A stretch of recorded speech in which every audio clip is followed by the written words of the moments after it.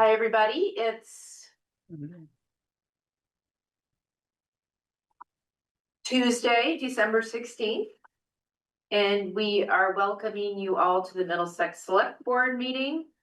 We're calling to order the meeting and welcoming guests. Anyone here who is a guest and not on a board, just make sure you state your name. And if you're not from Middlesex and you want to talk, that's fine. Just tell us your town. And anyone online, if you want to talk, just raise your virtual hand or shout out if we don't see you raising your hand. And thank you for taking the notes, Carol. And so our first order is to approve the agenda for, approving the minutes for the December 2nd regular select board meeting. Is there a motion? I wasn't here. I'll make that motion. Okay, Larry moves. Is there a second? I'll second that. And Paul, if you can unmute to approve the minutes. Are you there, Paul? I'm here. Okay, so all those in favor of approving the December 2nd minutes, say aye. Aye. Okay, so it's approved by Paul, Larry, and Liz, and Zara abstained because she wasn't here, Carol. All right, so is there a motion to approve today's agenda for December 16th and considering any amendments? I do have a couple of amendments to the agenda. The first is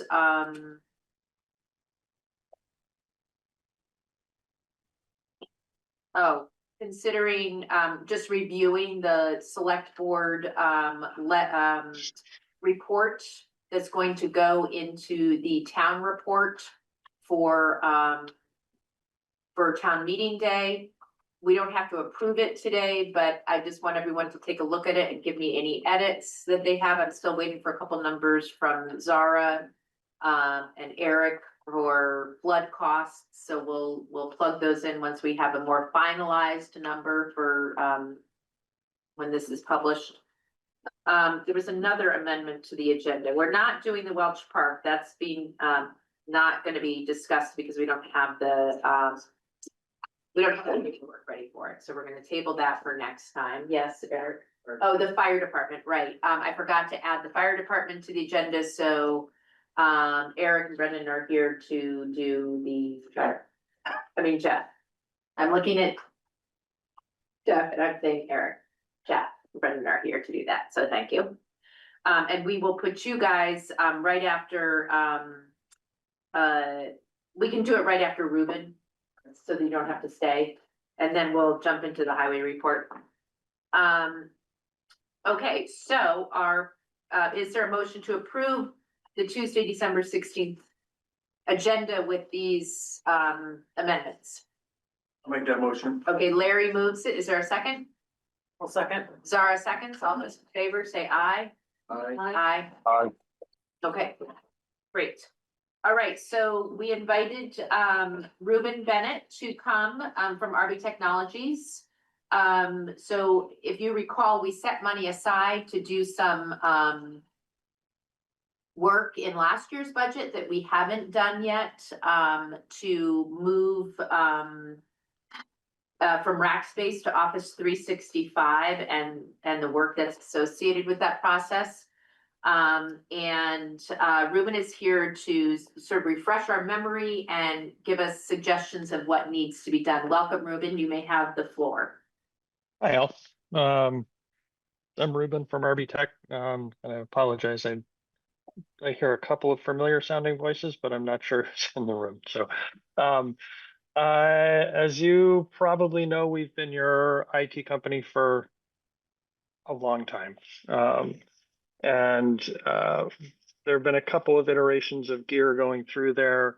I'm going to keep it super short and high level. There is an enormous backlog of deferred maintenance on your IT systems there, including a fairly desperately needed email migration away from Rackspace, including migration off of your very end of life physical server that is there in the building.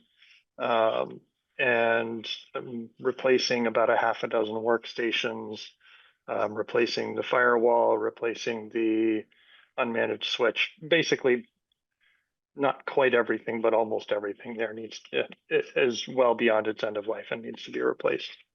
There was, as Liz noted, there was a proposal that was never executed last year for moving you all email into your Office 365 and away from Rackspace. And that work has almost started and then stalled a couple times, and for reasons that I'm not entirely aware of. But we've like been told to start and then stop a couple of times. So that's the sort of long and short of it. You get an executive summary that we refresh roughly annually. We did one for you guys back in May. Liz, I sent that to you. I'm not sure if you shared that with the board, but the short version is that basically your whole tech stack is well beyond end of life, and it is introducing substantial risk to your organization from operational perspective.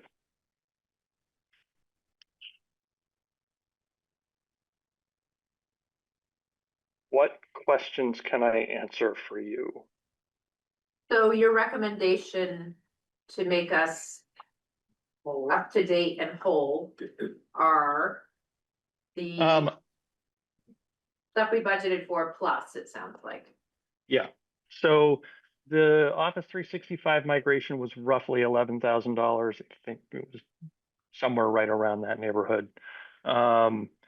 If you tally up all of the things in the work plan, the number that I came up with was about $34,000 all in. And that includes 6 workstations. That includes migrating off of the physical server that's there in the building so that all of your machines would be joined to Active Directory. It's Azure Active Directory and unjoined from the current on-prem Active Directory, and as well as the work that's included, which is the switch and the access points and firewall, and the email migration. That's so that's sort of the bad news. It's about $35,000-ish worth of work. So another, so we budgeted 11, so it'd be an additional 23K that we would need to be thinking about. 24, yeah. 24. And I mean, these are all round numbers. Right. You know, they're not off by 50%, but they could be off by 10 or 15%, one way or another. Yeah. All right. And how long do you think that process takes, Ruben? This is our next 12 months work plan. So I don't think it would take 12 months, but it'll probably be 6. Really? Our project, not because it's an enormous amount of work, but because our project pipeline is pretty full. And you would start it and it would just take you 6 months to complete it. It's not like you wait 6 months and then you're like, okay, we're gonna bang this out in 2 weeks. More like we're probably going to start it in about 10 weeks. And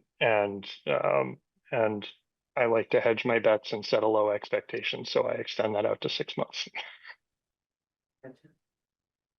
So 3 to 6 months, yeah. Are there questions? Would it be done before June 30th of this year, or is it after July 1? Or could it be both, maybe? Was that a request? If you said I need this done by June 30, we could probably do that. Well, we only If you needed to budgeted. hit this budget year, then we can make that happen. Well, the How much did we budget? computer maintenance, Oh, we budgeted 20K? yeah, 20,000, we've already spent 11,950 On what? It must have been for his bills, I don't know. Okay, so we have 10,000 left, is what you're saying. Yeah, but we still have to keep paying We still his have to keep maintenance paying his agreements. bills, yeah. Particular. But I thought we budgeted in a separate line item for this merger, this migration. Year before you had, in 24-25, you had 40,000 and only spent 24. Gotcha. So it might have been that. It might have been that year that we budgeted it. Well, I mean, I think that. We've been talking about this scope of work for at least 3 years. Yeah, I know. The rack space, we don't have to go down that road. I know. We've been harping on it for a long time. Well, what do you suggest from a budgetary standpoint, guys? Budget people, do you think, and Dorinda, does it make sense to bridge the 2 years? So that we pay for some of it this year and pay for some of it next Well, year? Priority. So in that computer maintenance, is that where all of his monthly bills are Yep. going? Yep. So that's probably gonna eat up the 20,000. Right. So. are we saying we need the 20,000 on top of the 34? Well, that's just our regular maintenance. Yeah. Right. So yes, but see, I thought we had set money aside. If there wasn't anything in the capital budget, you guys? Oh, no, that's not a CIP item. No, there is a, okay. For what it's worth, there is some ongoing money to be saved when you get rid of the server. You're gonna get rid of the part of the backup service. It will shift and it will get substantially less expensive. And you'll lose the monthly fees for managing the physical server. So you'll see a small shift in you'll see a small reduction in monthly. So like 50,000 for the 2? You're asking, I don't want to count on my fingers and count wrong.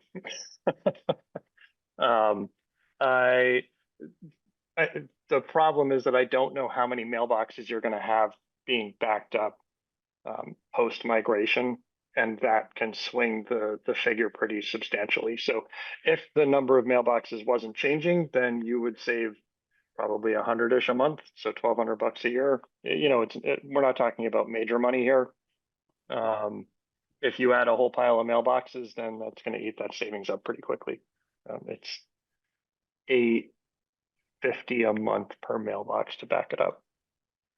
Well, if we're spending at the rate we're spending and we haven't done, didn't you buy a computer though, or not? Did somebody buy a computer? We had a Lister computer and a new treasurer computer. And were they Places here. purchased out of the computer maintenance? No, that was actually, it was part of the budget. We paid for that last year, even though we Okay, got great. the bill this year. All right, so we're overspending at this point anyway on computer maintenance, so we shouldn't count on any of this money that we budgeted towards this project that Ruben's talking about. That's right. So, so I guess, you know, the question is, I mean, so we have no money budgeted, Ruben, before July 1.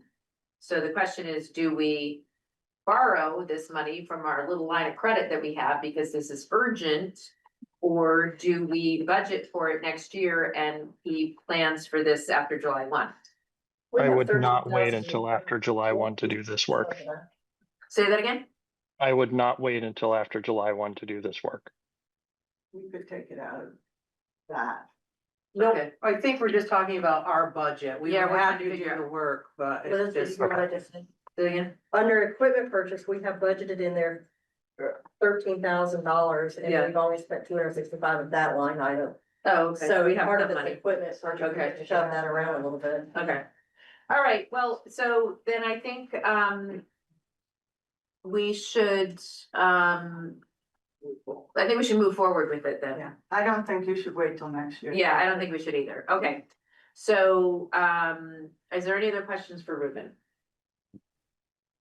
Okay, Can he do part of it for the fiscal year June 20th and then do some more work on July 1st? well, if We we're, can if we're finish it. talking like it could be 6 months, I mean, well, no, because we're not, that's more than 6 months. No, it sounds like you would get this all done before July 1. Right, Ruben? I mean, So- ideally, this should all be done a year or two ago. So I feel a fair bit of urgency to get this work done because Okay. your security stance is just not what it needs to be as a municipality. Okay, So So, and I this feel might pair a nicely with the strong sense website. of urgency to get this done as fast as we can get it on the boards. We level two. And it's say, I keep it all in this year. Yeah. Okay, so don't really turn that.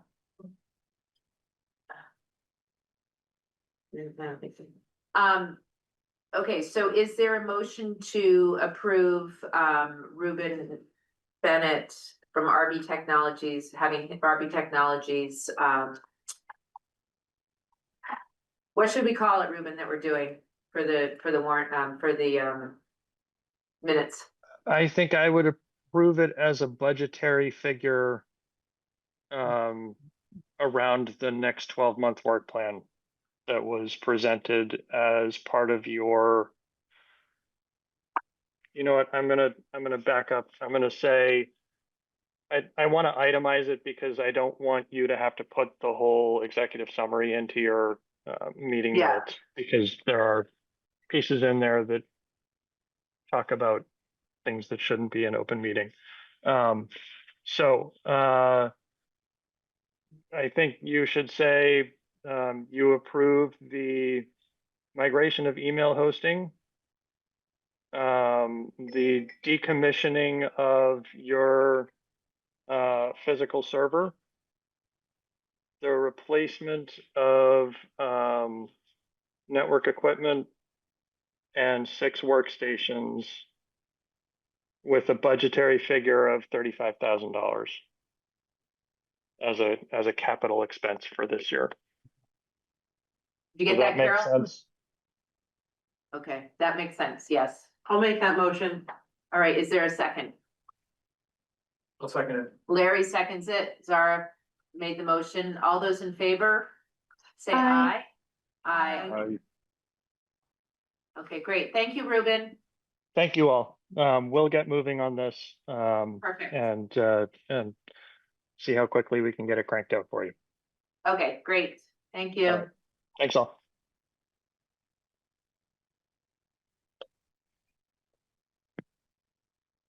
Okay.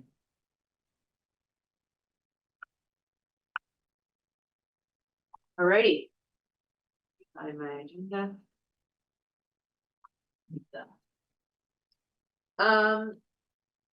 Fire department, why don't you hop on in? Okay, so we're up to 68, which is substantially lower than previous years. However, we still have some time left in the month. We had 6 calls this period, no mutual aid interrupt. Max was 7 members, min 1, average 4, so that min 1, we had 2 calls at the same time. That's why we had that one. Engine 1 was out 4 times, engine 6 was out once. Tanker 1 out once, rescue's out 3 times. Part 14 wasn't out, and then POV out 1. So we had a vehicle fire on East Hill Road that we saved the car. And that's one engine 6 man too. It was a nice snowy day. I think that's all that's there. Yeah, somebody was out of Thank God. town. And the next day we had a vehicle rollover on the interstate. Was that one electric?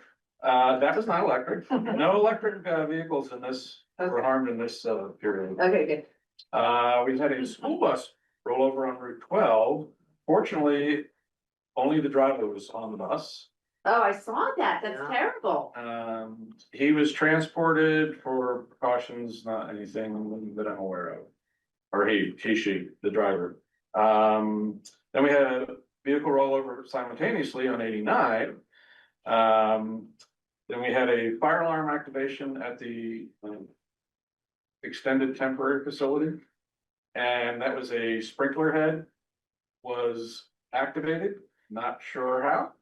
But spilled a lot of water.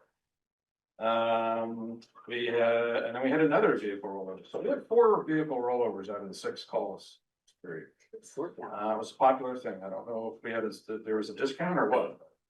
As far as fast squad, we had a total of 11, which 7 of those were medical calls.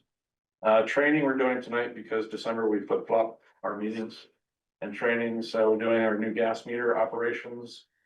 Nothing for repairs, no purchases except for a new helmet and, we do have a new member on the department who lives on Brook Road. So that's exciting. That makes 4 of us within the confines of Middlesex. And this is my last meeting as the president and assistant chief. I will be staying on the department, but I chose not to run for next year. I think the department is in a very good place. I've been president for about 17 years. I've been assistant chief for about 15 years. I think it's time to take a break. Plus, with a new grandchild and a wife who's no longer working, we don't have a schedule that we have to stick to, so a lot of traveling will probably be. And doing that, I don't feel it's right to be in those leadership positions and not be around a lot. So the new president is gonna be Brendan. Nice. Congrats. So, you won't be seeing my smiley face here as part of the fire department. But are you still gonna be a member of the? Yes, yeah, I'll still be on the department and Okay. I It's plan not on, getting out that easy. I plan on renewing my EMT license for 2 more years. Great. So I'll still be around for that. Well, thank you for your service. On next week's, or next meeting's agenda, we will, formally accept his resignation for his end of tenure. I do have one thing to add. One purchase we did do was we're fixing the lights at the fire station, the exterior lights. We're not working at all. Oh, Outside. The outside, so it was very dark at night. So oh, well, that's not good. Yep. Is it Jeff that you're not running again or you're resigning? No, I didn't run, so I'm not resigning from anything. So you don't need to say that I resigned. I chose not to run. Okay, so we actually then do not need to because he's not submitting a letter of resignation. We can say thank you, Jeff, for your wonderful service. And we look forward to you continuing on as a member of the fire department, and we really appreciate your amazing tenure of 17 years as president and 15 as assistant fire chief for the Middlesex Volunteer Fire Department. Thank you, Jeff. I was at home and eat before we have training. Oh, okay. So now we can move on to, we're a little early, but we might as well move on, to the highway report and, FEMA road work update from Eric. And Eric's also gonna present recommendations for 2 truck purchases. 1 single axle dump truck and 1 tandem axle dump truck to replace the International and Freightliner for, I think I said this right, fiscal year 27 budget. Action likely. Zara is then gonna update us on the FEMA payments and RFPs for the future culvert projects, including Old Brook Road and Daniels Farm Road. And then I'll just give a quick update on the work that Paul and I are working on with these directives from Agency of Natural Resources. So Eric, Sure. take it away. So, as far as the last couple of weeks, nothing's changed. We don't have any equipment issues at this time, Woo-hoo. and we've been plowing and sanding and salting. That's pretty much what's been going on. You're gonna keep that. Yes, and as far as the equipment, I don't know if you had a chance to look at the paper that I sent out. Rest, no? Well, no. No? When did you send them? Oh, good. Oh, today? No, I didn't. Okay. So, we have several options, one for, I guess I'd start with the tandem axle dump truck. We have an option from, Western Star, which is a manufacturer, and International. Both are comparatively the same truck. Both, have extended warranty coverage of engine and after treatment for 84 months with 150,000 miles. The truck itself is 84 months with 100,000 miles. Towing, both are 84 months, unlimited miles. However, with the Western Star, it's $1,200 per incident, and the International $1,650 per incident. The axle warranty is 60 months, 100,000 miles, and the transmission is 84 months with unlimited mileage. With International, they did not price out those separately, that was just included in the price of the truck. Where Western Star had itemized that out separately, because you can choose whatever one you want. I would think you'd want all of it. And then the price of the trucks, varied, the Western Star was $10,500 more completely set up. We've had good luck with our International. My only concern with that is with the dealer and their ability to service the truck. Every time I've gone there, it's been very difficult to get in, and it's very difficult to get it back in a timely manner. Where I've had very good luck with Charlie Boys, and they have a much bigger service department. And they'll service any kind of brand? No, they like the Western Star versus the. Yeah, that would be the ones selling the Western Star. Oh, okay, so you want the Western Star? And then on. I would suggest that, but obviously that's not completely my decision. Then with the single axle truck, both of those were comparatively the same. With the same warranty on both trucks. The price difference between those all set up, was just shy of $1,200. Okay, and what one do you recommend for that? I would suggest going with the same manufacturer for both Yeah, for trucks. both, yeah. Will Uh, they cut us a deal if we buy 2 trucks at once? probably not, no. Can we ask? We can ask, it's Uh, just, it's such a supply and demand, it's more demand than supply. So, there is a different option, with the single axle where we could save some more money. The problem is it's a smaller engine that comes with it.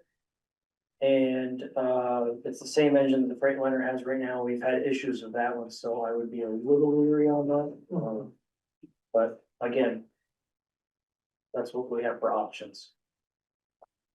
And I think you said you and Paul looked at these two, Paul looked at them as well. I'm Did you not? not sure, Paul, with that one. I sent him the information today, so I don't know. Oh, okay, gotcha. I do have the complete specs on everything, if people wanna look at them, but they're basically comparatively the same trucks. And we've had, both kinds. Yes, we've had Yeah. both kinds.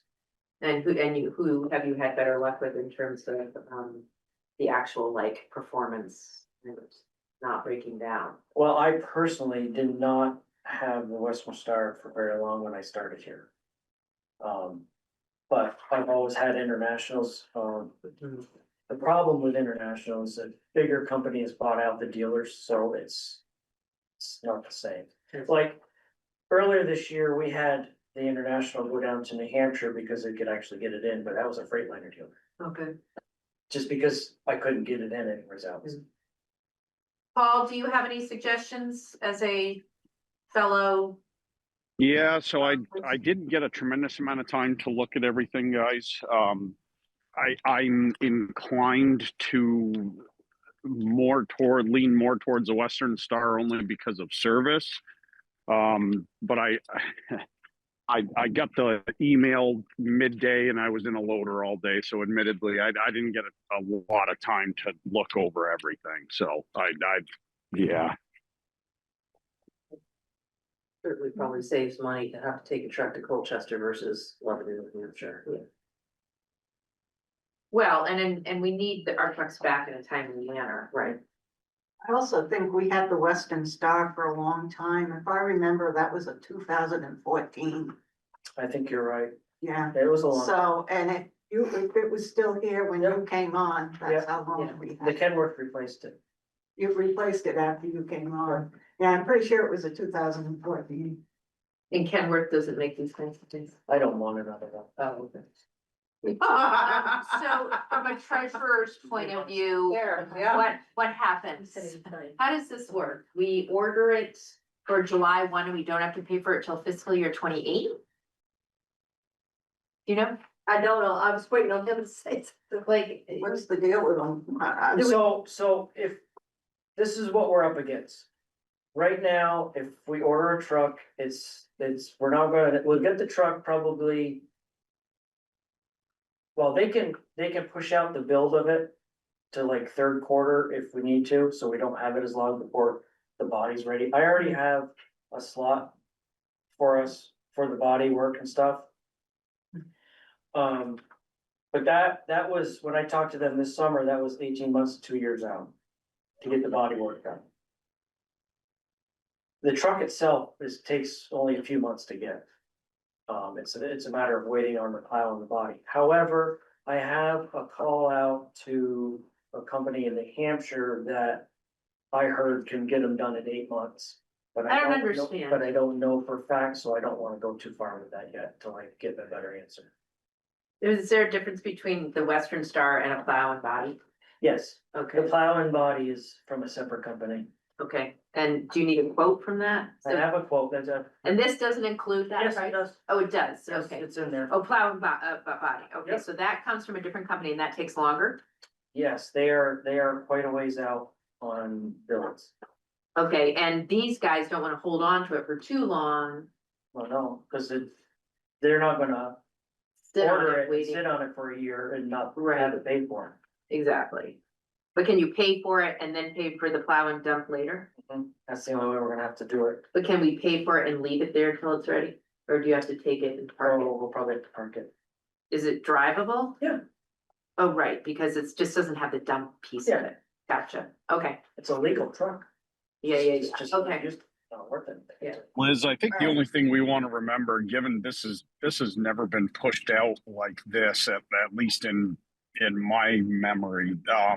just want to make sure that our replacement plan kind of reflects when the truck goes into service. So we, even if it sits for, 9, 10, 12 months, and at least once it goes into service, that's when our replacement plan would kind of go into effect. Absolutely. So when were these supposed to be replaced, Mark?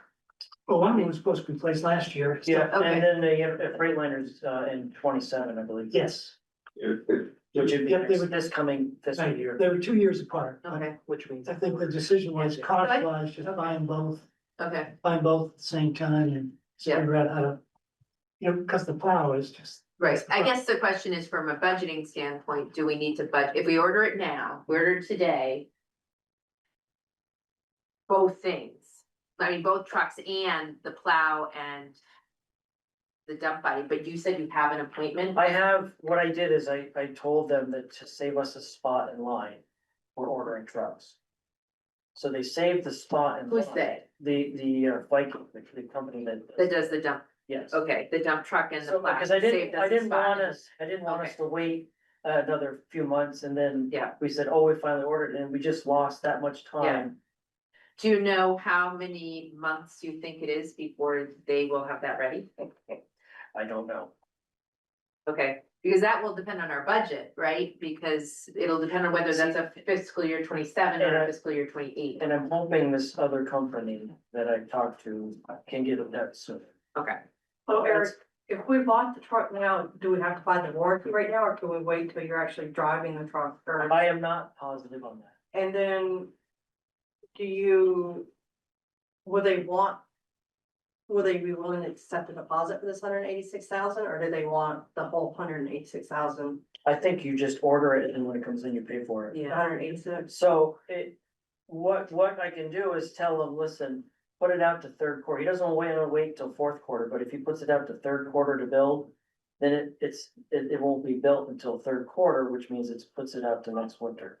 So and does this 186,000 include, registration and all the other little, sales tax, all that other good stuff? There is no sales tax, Oh, that's right. and I don't think there's a registration cost. Yeah, either. one-time registration That's and then right. it's all. okay, so at the very least, we could be budgeting for a payment. For this 310 or 202 plus. There's already some of the capital improvement. Yeah, and then Plus 100 and whatever it is, 183. 183. Because we're talking about payments for that point, right? We're not talking about So my question is when the first payment will be due on both So trucks? when you say third quarter, what, their third quarter is in our, I think it's calendar. I think it's calendar year. So so like, they wouldn't start to build it till after July 1. if I tell them to, Okay. I mean, if we ordered it now, we could have it by June, but it doesn't make sense if we're not gonna have any. Yep. Parts for Right, it. right, so the truck payment could go in, truck payments could go into 1 year. And the build out could go into the next year. Right, but which year? Well, the FY 27 would have to be the trucks, cause that only takes 6 weeks to get, you said, right, or something like that. It's only a couple months. Okay, so Couple FY 27 will be the trucks. Takes no time. Will be the truck bodies. Yeah. And then the Okay. build outs would be the following FY. Yeah. We'd be borrowing on that anyway. Right, so we would need two different lines of, We need two to. different loans, so. It's just you're in line. And we might be able to use some of our capital to buy down what we're gonna, What you wanna borrow. okay, so FY 27 equals, the. Yeah, and then, you know, Truck. we had talked about it before, Wow. you know, the Freightliner will be a trade-in. I'd rather keep the International because if it's, The Freightliner, you're gonna trade that in for which one, the Western Star, I mean, the single axle? Yeah. Are you're doing one single axle and one tandem? So which one are you gonna trade the truck for? The single axle or the tandem? doesn't matter Doesn't matter. if they come in at the same time. Eric, I had So a, Carol, you could use the word that it's the debt service that starts in fiscal year 27. We're not gonna put a whole truck cost in. We're gonna put the debt service for Correct. fiscal year 27 for 2 trucks. And the plow and dump debt service will be for fiscal year 28. Yes, Paul? Eric, I didn't have a chance to look closely at the specs. Will this be a full-size six-wheeler or will this be a more of a low pro style No, six-wheeler? a full-size six-wheel. Okay.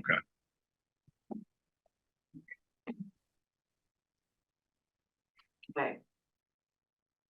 All right, so is there a motion to approve the purchase of the 2026 Western Star 49X tandem axle and the 2026 Western Star 47X single axle? You getting that, Carol? It won't be 27, 28. It'll be 28, 29. You're on mute. I think these details are in the thing Eric said, so I'll. Yeah, they are, yeah. I'll pull out those details from Okay. that. I'll make that motion. Hold on, with debt service beginning in fiscal year 27. No, 28, we figured it, Oh. because we're getting it in 27, Okay. so it'll be 28 and 29. Okay, with debt service beginning in fiscal year 28 for the truck. And fiscal year 29 for the plow and dump. So you'll have to change that on the earlier conversation too, Carol. Yep, got it. I'd make that motion. Okay. Zara makes that motion. Is there a second? I'll make a second. Okay. Okay, Paul, let's do Paul. Paul seconds it. All those in favor say aye. Aye. Okay. Go spending. Just don't spend too much. Okay. As long as it's not. So thank you for that. Now we're gonna have an update on the FEMA payments from Zara. And Zara gave us a nice little report. Really nothing's moved. Carol, I did send this to you to make it easier for notes. We still have East Hill, Lower Sunnybrook and Portal outstanding for 2023 and Brook Road outstanding for 2024. That's about $3.2 million in damages that we have not been repaid for. With the RFP that we sent out to all the engineers, we only had one person send us back information. Everybody else politely declined. We need to review that RFP. And move it forward. And we also need to send out the South Fair, one additional RFP. Yeah, So- and that's a little unclear. I'll need to find out. I need to get a little bit more detail on that as to what the RFP is gonna be for, but. Okay, perfect.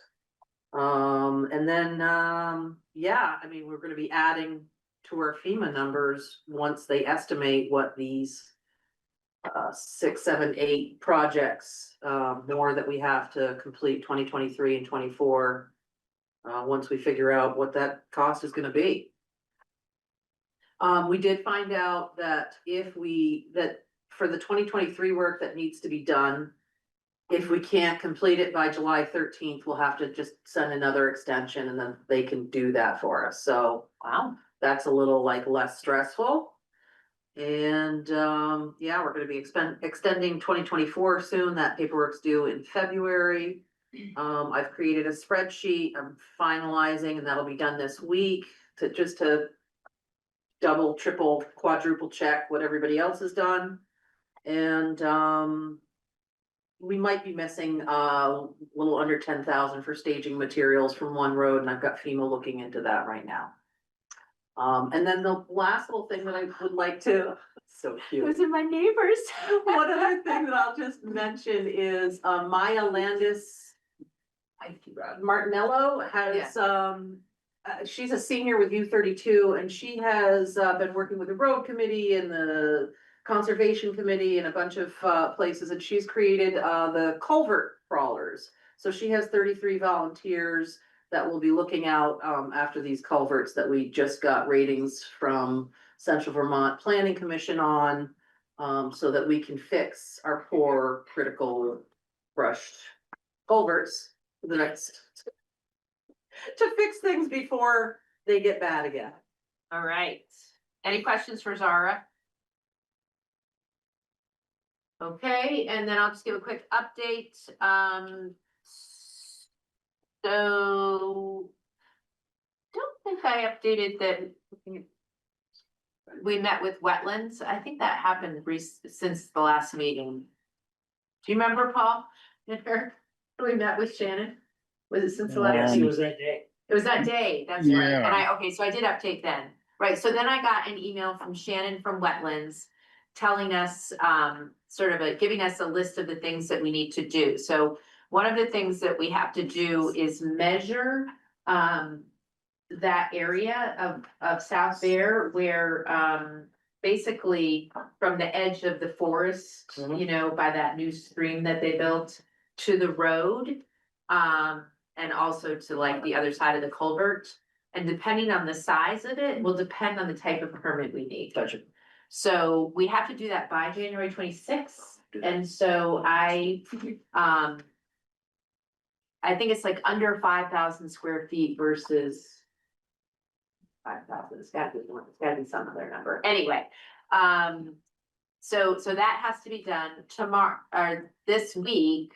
Our directive from A&R from the letter of notice of violation, has where Paul is working on a detailed report, basically working off of what A&R gave us of recommendations for repairs. Paul will have that hopefully done by Wednesday. I think it's actually due Thursday, Paul. Yeah, I'll have it to you, Liz, so you can, Okay, fill it out put on in letterhead and PDF. stuff, Yeah. My Okay. full-time job is getting in the way of the board stuff. I'm sorry. No, I know, I know. I think you've more or less done most of it. It's just clean, maybe adding a little bit more stuff to it. That sort of details how we're going to correct the stonework and stuff like that. Yep. So, so those are the two things. And then, I had a conversation with, Dan Jenkins, I think his name is, from Better Roads. And Judkin, Daniel Judkin from Better Roads. And, he understands, I showed him the pictures. We had a conversation for about an hour. I drove up there, there's nothing you can see right now because of all the snow, so, we're gonna wait till either one, the snow melts, which may never happen until spring. And so probably this spring, he'll come up and help us, determine what may need to be done, regarding that weird ditch on the side.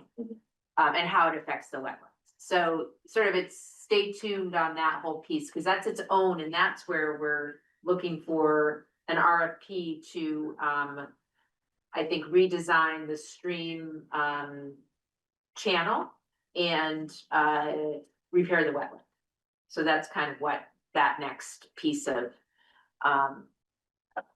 RFP would be based on. So, I just want to sort of get more details from Jaren as to what we'd be asking for in an RFP related to the wetland itself, so. Yep. Just as a point of, I don't even know. Sam? What's your last name? This is not, under our participants right here. Sam, do you have a last name that we can put in the minutes? I don't think you have I to. don't know. Cheryl wants to know the last name. Well, you don't have to put them in the minutes if they don't talk. We have to put people who attend though, right? I don't think so, only if they talk. Only Right, if they talk, yeah. So if they want to speak, they just ask for their last name. Okay. Liz, Liz, Yep. back to the culvert work, you said it has to be done by January, what was the date? January 26th is, The it's measure. not the culvert, it's not, It's the measure. it's the measuring has to be done by January Got it. 26th. Got it. Of the wetland by South Bear Swamp. Okay. Okay. Are there any questions? Okay. So now we are at, I thought Chris McVeigh might be coming, is he on? This is Sean McVeigh. Is Chris McVeigh, are you there? Or is Floor there maybe? Okay. You just pop it up just a little bit, make sure. What? Like, scroll up, it looks like could be a couple. Oh, it's just, no, it's us. Oh, it's us, okay. So it's order. No, Ursula, that's who came to the last. Yeah, Ursula couldn't come today, and she thought maybe Chris was coming. So what I can tell you is I got in touch with, so the next item is considering the request of Washington Central Unified Union School District to have town distribute ballots via United States Postal Service for the WCUUSD annual meeting. All towns must distribute ballots in the same way to ensure voting is fair and equitable, action likely. So we had talked about this last week, only 2 towns had voted at that point and they had voted yes. And we wanted to make sure Zara was here, although Stacy is here. So now we have all 5 board members here. Every town has voted yes. So we are the last remaining town. And so if we vote no, that means that ballots will not be mailed. And as a reminder, these are just the U32 school district ballot for the budget for the Unified Union School District. That's the 5 towns, right? And so the theory behind the request of this is that it's more equitable. Everyone gets a ballot. You're gonna have more votes, and it's true, you will have more people responding than you will if they just come to town meeting. And because this is the biggest part of our spending in our town and on our taxes, this is the opportunity to get as many people as possible to vote on this budget. What it does is it causes more work for all the town clerks and assistant town clerks, because they are mailing ballots. It's paid for by the district, so we don't have that cost, and we can include the work hour costs as well of, if it takes them 5 hours to do that stuff, we can include that cost. We can also send it to a mailing company if we get it in time. The problem is we may not get it in time for a mailing company. Like Capital Copy, for example, we'll do that kind of thing. So the issue that, we struggle with is that this is extra work for the town clerks and the assistant town clerks, because they then subsequently get phone calls from everyone saying, oh, why didn't you send me the other ballots? Like, or can you now send me all my other ballots too? And so it becomes a snowball effect of sending out one ballot while nothing else is being sent out. And then people request it, people lose their ballots, they come in, they have to, you have to cancel that ballot, that kind of thing. So long and short of it is, it causes more work. And at the same time, it's a more equitable way for us to get as many people voting for one of our largest, not one, the very largest expense on our property tax bills. So we are the deciding vote on whether or not, we want to follow suit with all the other towns and send ballots so that everyone gets it, or say no and no one sends ballots. So I open the floor to conversation and comments from the board. Can we have volunteer to help send the ballots? Sure, yeah, there's that, We I can don't do a think, call yeah, out. I don't think it's like a select board duty, I don't think it's a duty of the town clerk, but it is extra work. So yes, you could have people stuffing envelopes and helping, yes. Larry, any thoughts or? Well, I vote, last week, we kind of had a vote, it was 2-2, so don't put any pressure on the guy. Oh. But we decided to wait.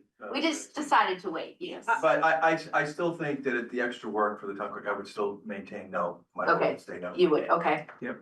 And Stacy, what about you? I'm a no. You're a no, okay. I don't know what Laura? I was last week, but or I don't know like if I thought about it, but like I know what it was. I remember it was like if everyone else said yes, I didn't feel like we should be the holdout because we don't need to be unnecessarily difficult. And also though, like I'm more in line with Larry's sentiments that it's just unnecessary work. Also, I apologize, my camera is not working, like legitimately. That's okay. I'm here. But I mean, I guess I feel like volunteers could be called in for this, but, and I always like, I mean, I like having my stuff sent to me, but Well, the other thing to consider truly is, and so my argument for it would be that we are going to get a lot more people voting on a big deal, as opposed to 60 people coming to town meeting or whatever it is, not just town meeting, but people who have to go in and vote. Or maybe they have it mailed to them. You're gonna have a far bigger turnout, which will be a more indicative response of whether or not it's worth the budget. I also always go back to the elderly population that we have in Vermont, and it's hard to get down here. It's 15 minutes from where I live, in the middle of town, so. Right. Did you want to speak? Well, just, I know they mentioned 2 weeks ago that, it is a more equitable voting distribution. Just because there are so many populations that can't get out, whether it's, the elderly, the disabled, that,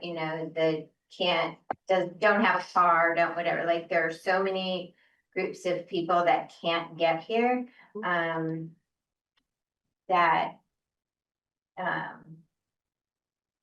It'd be nice, I think, to be able to open the vote up to as many people as we can.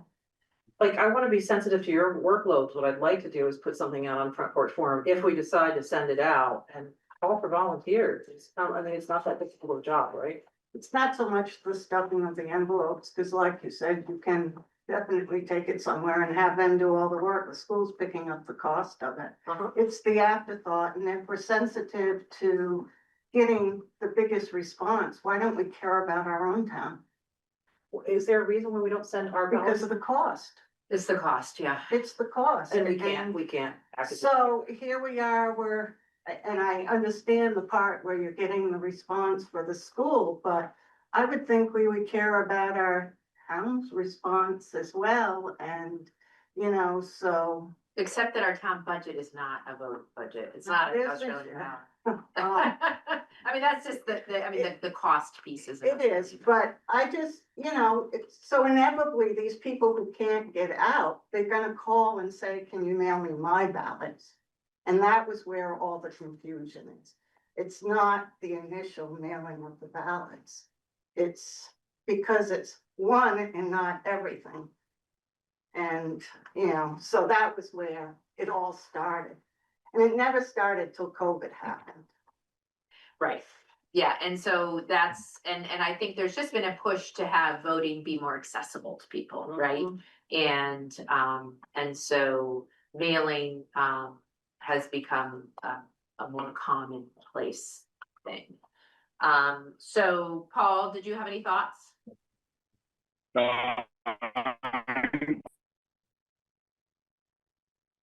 Oh, Paul got turned into a robot. I'm going to say with my, Paul, can you type it into the chat, please? opinion from last week. Paul, we can't understand you. Would you mind typing it into the chat?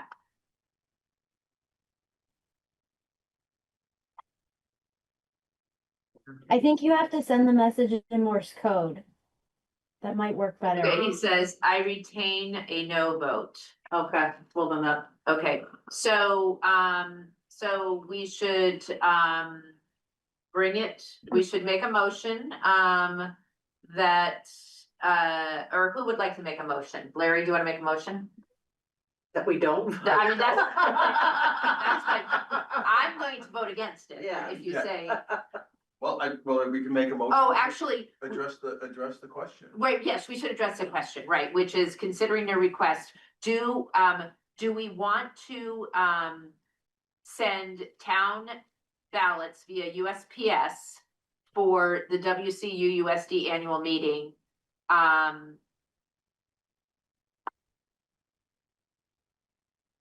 To ensure that voting is fair and equitable.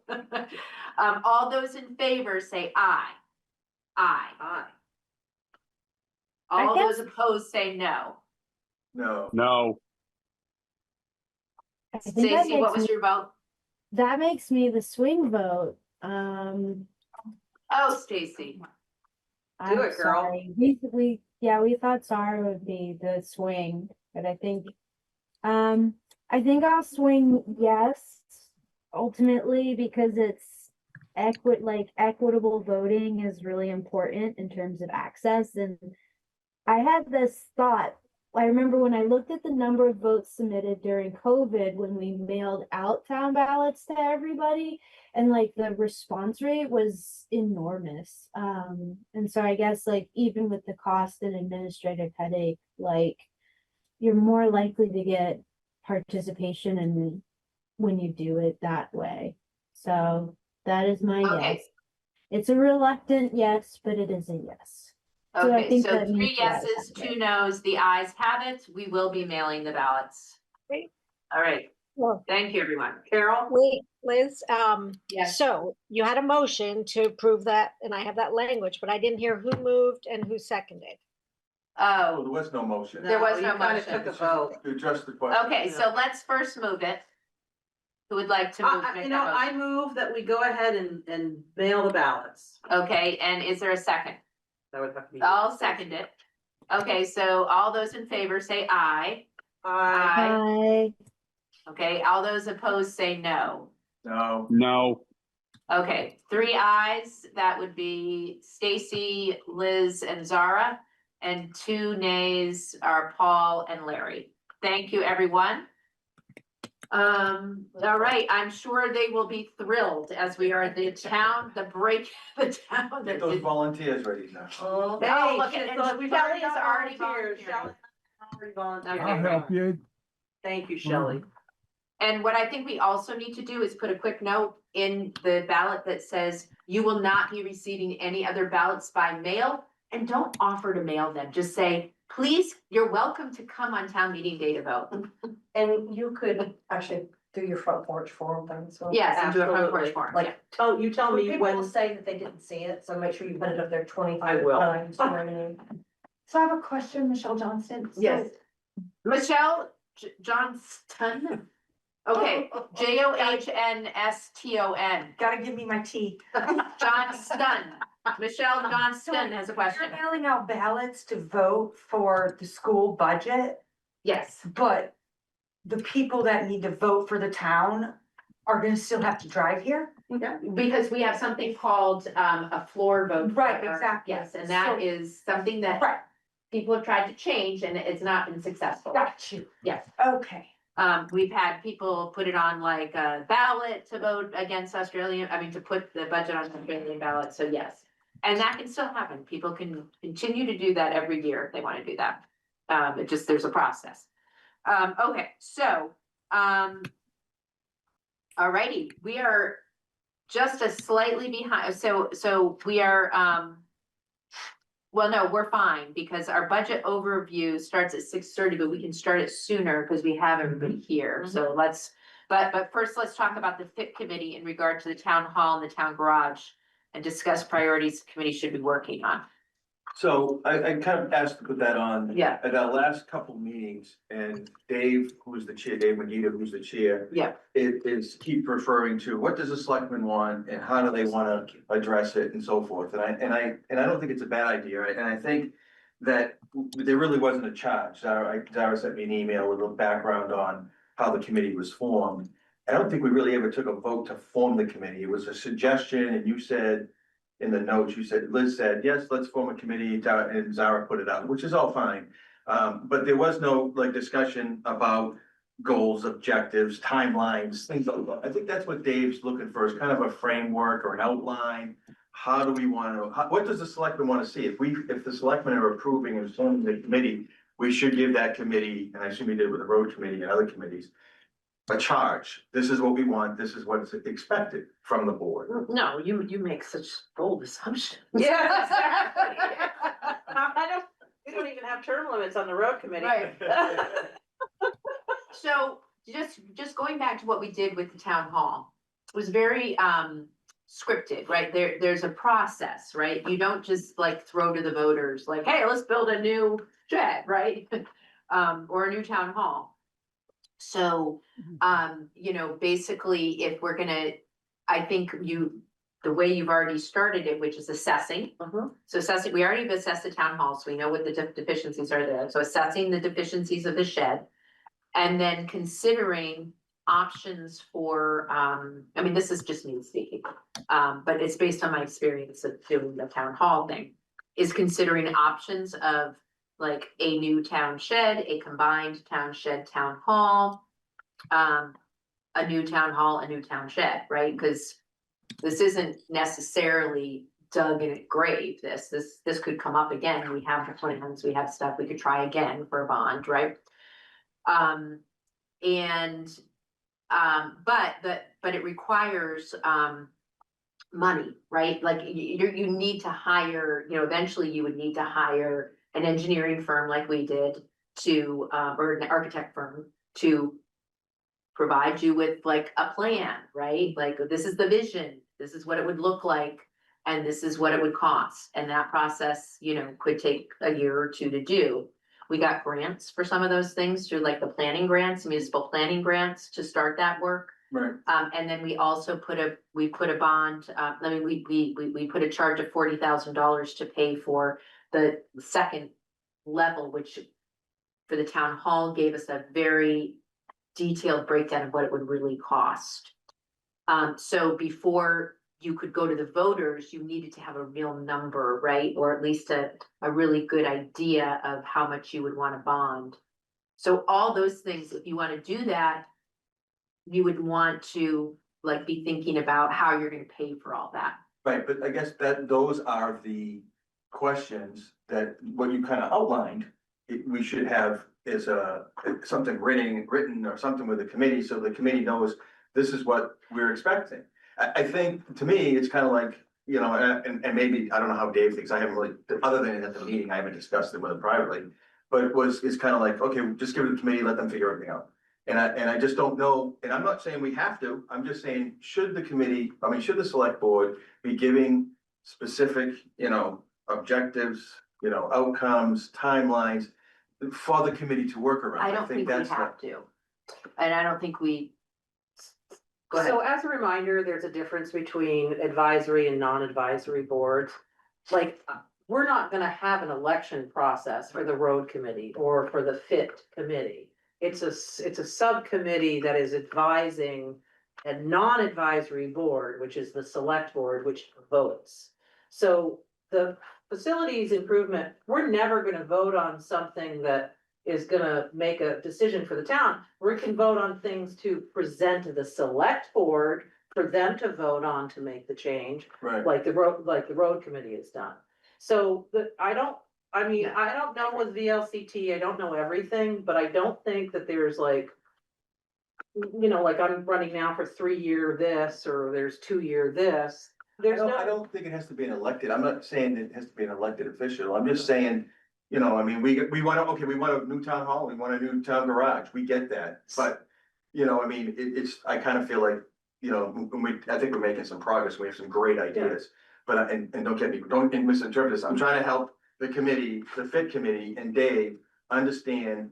Cause he keeps referring back, what does the selectmen want? You guys were, you were at the last meeting, but what does the selectmen want? Well, if the selectmen don't, if we just say whatever the committee wants, you bring back your ideas. And we'll review them and then we'll decide whether we wanna present it to the town as a whole, that's fine, but we should have something given to the committee that says that, that's just my opinion. and I think that's it. Yeah, and I don't think so. I think with the town hall renovation project, it's sort of like, it's exactly what's happening with you guys. You guys are both on it, you're board members, right? I think I was the only board member on the other one. It was Sandy, me and Dave Magida, essentially, Yeah. right?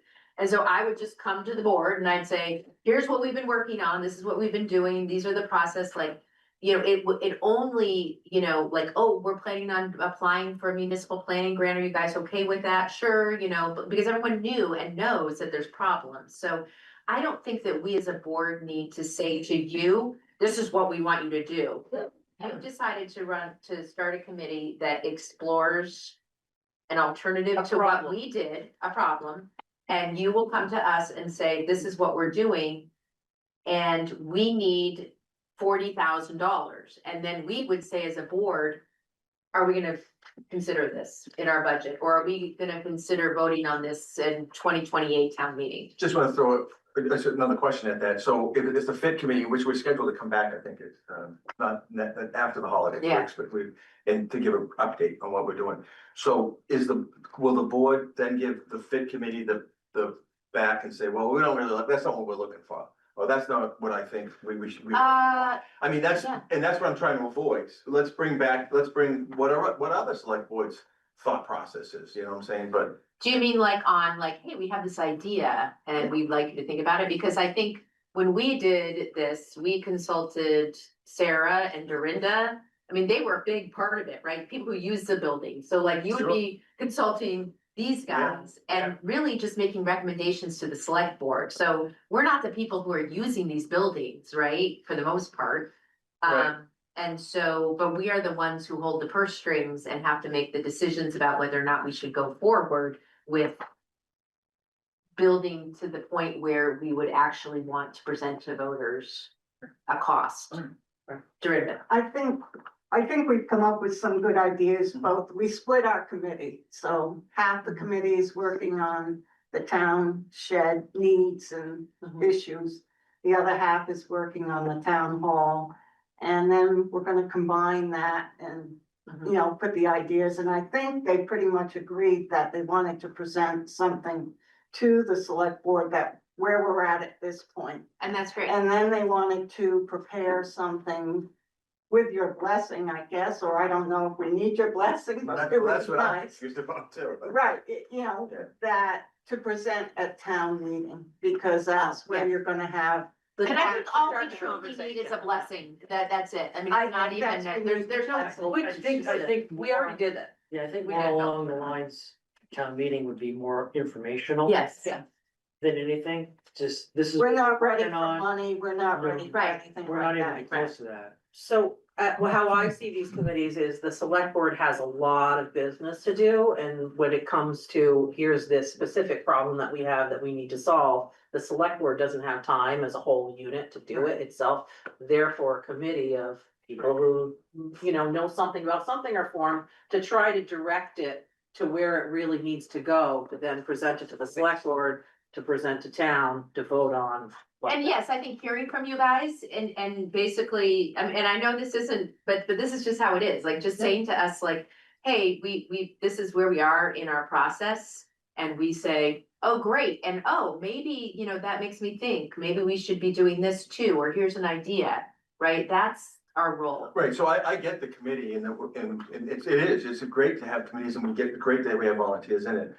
I just want to be clear, because at the meetings, they always say, well, what do the selectmen want? And they all look at me, you weren't here yet. And I'm like, well, I can't speak for the whole select board, but, so this is me coming back and saying, how do you want it, so how do we want to do it? I have a better understanding of what the board might want to, how they want to handle this, so I don't know if Stacy and Paul has any input on that or not. Question for you. This is Bill Price. Do you have Yes, Bill. consider that because of the expenditure for the town, for the road building, to build up more emphasis on the town so they know these expenses are coming? I mean, you need to build up for my work with communities and towns. If the town wasn't interested because they're having to fund it, you need the thoughts to get the people on board, the community, to support you before you even the concepts. It's just the fact that we are considering upgrading or the garage to a new building because of the insufficiencies. And the same with the town hall. We failed in the new. We're going to try, the thoughts are to look at the old, remodeled or reconditioned and bring it up to reasonable standards, so that you get the town to buy into it, that they're the ones going to pay for it. Exactly. Thank you, Bill, ahead for of that, time. reminder. That is true, that this process involves community input. And that's what we're working towards on the committee, so that we can have a good discussion during, our town, meeting Even now, day. I think bring even people now in. they need to know that there's thoughts happening. Because, Yes. I mean, we're getting hit for taxes, we're getting hit, school taxes, we're getting hit for all health care and all this. Another 300,000, $500,000, million or what? They're not ready for that. Hearing another bill coming through. Well, I Thank you, think Bill. Zara has put out posts, if I remember, that I think are emphasizing that and kind of reiterating the town clerk's office and our ever failing town garage. Am I thinking correctly? Yeah, yes, Okay. when I did the call out for the committee, and we'll probably, I'll put some more front porch forum things, or Dave will, somebody from the committee, to kind of update the town, on our progress as we've moved along. We've only had two meetings. We had 2 meetings, but we have subcommittees. We had the subcommittee. Yeah, so we've only had 2 actual meetings of the whole fit committee. And it's just ever so important for community outreach right now. Yes. The more they know, the better off it's gonna be. Just like Absolutely. his trucks, the same like Eric's trucks. Who's gonna foot the bill for $300,000 vehicle? Oh, we do. So Larry, I think long and short is, the charge is that you communicate with us maybe once every couple of months to let us know where you're at. Yeah. You can come to the board to present, but that we give you our blessing to come up with, whatever ideas you guys have to present.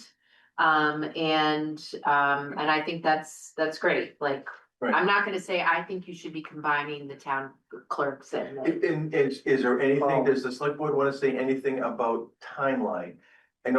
I mean, Eric's garage is a mess. Yes. No offense, Eric's trucks, Eric's garage. I'm just a mess. I mean, I think our goal would be to shoot for the next budget season a year from now, so that we can include real costs into the budget for Realistic goal. Right, exactly. Okay. The only charge that I would also say, that this is just me as a personal select board member, is that I think that whatever happens to this building is still an asset, and that we should be considering this building as something to continue to invest in, even if it's in small ways, because we don't want it to fall apart. Like, it needs to get painted, guys, right? And like, I just know how these things go and But so, we need mold remediation for them before we can need paint for this place, in my opinion. right, but what I'm saying is, let's not like, the scenario should be that we are still gonna be in this building for a number of years before anything actually happens, right? I mean, at the earliest, even in the best case scenario, you might present to the voters in 2 years a bond. Right, Well, that thing wouldn't be built for another 2 years, so like, what we can't do is just let this place fall apart. Right, yeah. So, cause it's not like it's gonna be, I mean, maybe someone would tear it down, but it's gonna have value and. So anyway, just that's my only thing is that we are not forgetting that this thing still, this place still needs. Gonna need heat, right? That kind of thing. maintenance. And maintenance, right? And Yeah, that we need maintenance, space to exactly. put new trucks so that they're not Right. out in the Yeah, yeah, sand yeah. and snow. Yeah, and I personally think if I were to prioritize things, it would be this building. I mean, if we had to do a priority, I would say a new town shed and putting money aside to just continue to piecemeal this place together. So, anyway, Thank okay, you for the conversation. Yeah. Thank you. okay, so now we are on to, we're skipping over, the Fire. Welch Park. But this will come up again in January, so we'll have a bunch of little, there's actually like one or two forms that. That Middlesex will sign, and then the Welch Park Association will no longer be. But they guess they weren't ready for that paperwork, so. That'll be a miracle. No, it's happening during this, it's gonna happen, I think, but my. If it's not done by end of January, I am going to forfeit my, my contributions to the Welch Park. And someone else can take over. No, it'll be done. It's almost done. I mean, it's just they didn't sign something, so. Then I'll give that a $0 budget. Yes, a $0 I put budget. 1,000 in there just in Case, okay. No, it's gonna, oh my God, it's gonna be definitely done by the fiscal year 20, and if it isn't, we're just gonna not pay our bills. How about that? Okay, so where are we at here? Dorinda, what's the Budget bottom overview. line? Well, What's the horrible I had bottom line? missed a couple summaries when I was doing it. So what I initially sent out showed a 14 point something % increase. The new revised numbers, which are on the sheets that I printed out, is actually I gotta get to the bottom, but it's 22 point. I'm sure Mark has the number right there, 22 something percentage. Oh, 19.33. 19.33% Okay, increase. where is that? The back page. That includes the capital? That includes the CIP. yes. Okay, so 19.33%. Yes. What was last year's? Well, it initially came in at, I think, 11%, and we got it down under, Oh, under 10. we came in at 9 Okay. something. So it's like double Yeah. what we were. So would it be helpful for us to, and what did you put in for the salary increase? A 3% or what? It's, but I just took the standard cost of living increase that they're publishing online, which was 2.7. I put it in Okay. at 3. Okay, But that's a matter of change. I think the first thing you've got to really do, these new positions that you're thinking Yeah. about adding. I think, because that will have a big impact on, it could be a substantial increase, or it could actually might be a reduction. gotcha. So, I think that's a place to start. Yeah. And then, from there, we could then start going through some line items. I know there was some talk today where we can take this out of the budget and that out of the budget, but, Yes, and, yes and no. yes, in the budget, committee meeting. We talked about there aren't really a lot of places to look in this budget to get substantial decreases. Like the overall budget increase right now is $371,000, which really is unprecedented. We haven't seen that kind of increase ever. But there aren't just a lot of places that you can go to get that kind of money back. Mhm. And even if you were to get the budget down to 10% before special articles, you would have to cut about 170,000 out of the budget between operating and capital. So, I think we've been successful in cutting 100,000 out before. Yeah. Namely last year, Mhm. but now the task would be, more than that. And again, some of this increase in spending is necessary. Yeah. It's just Yeah. based on what Eric said at the last meeting, particularly on highway. For some of their expenditures, their sand and gravel and they need to replenish them, they need new tires. They're just things that need to happen. So the Right. question is, I went through this budget pretty well this afternoon, line by line, and I came up with maybe taking grants out. We could see ourselves to 100 to 135,000 in cuts, but we'd be taking some risks.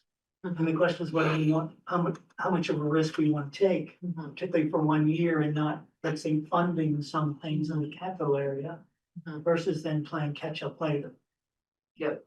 So another thing that I was gonna say is that I believe, and even if it's not required, it's something that we should do, that if we decide as a board to add a part-time to start town administrator, that would be on the ballot, that would be on the warning.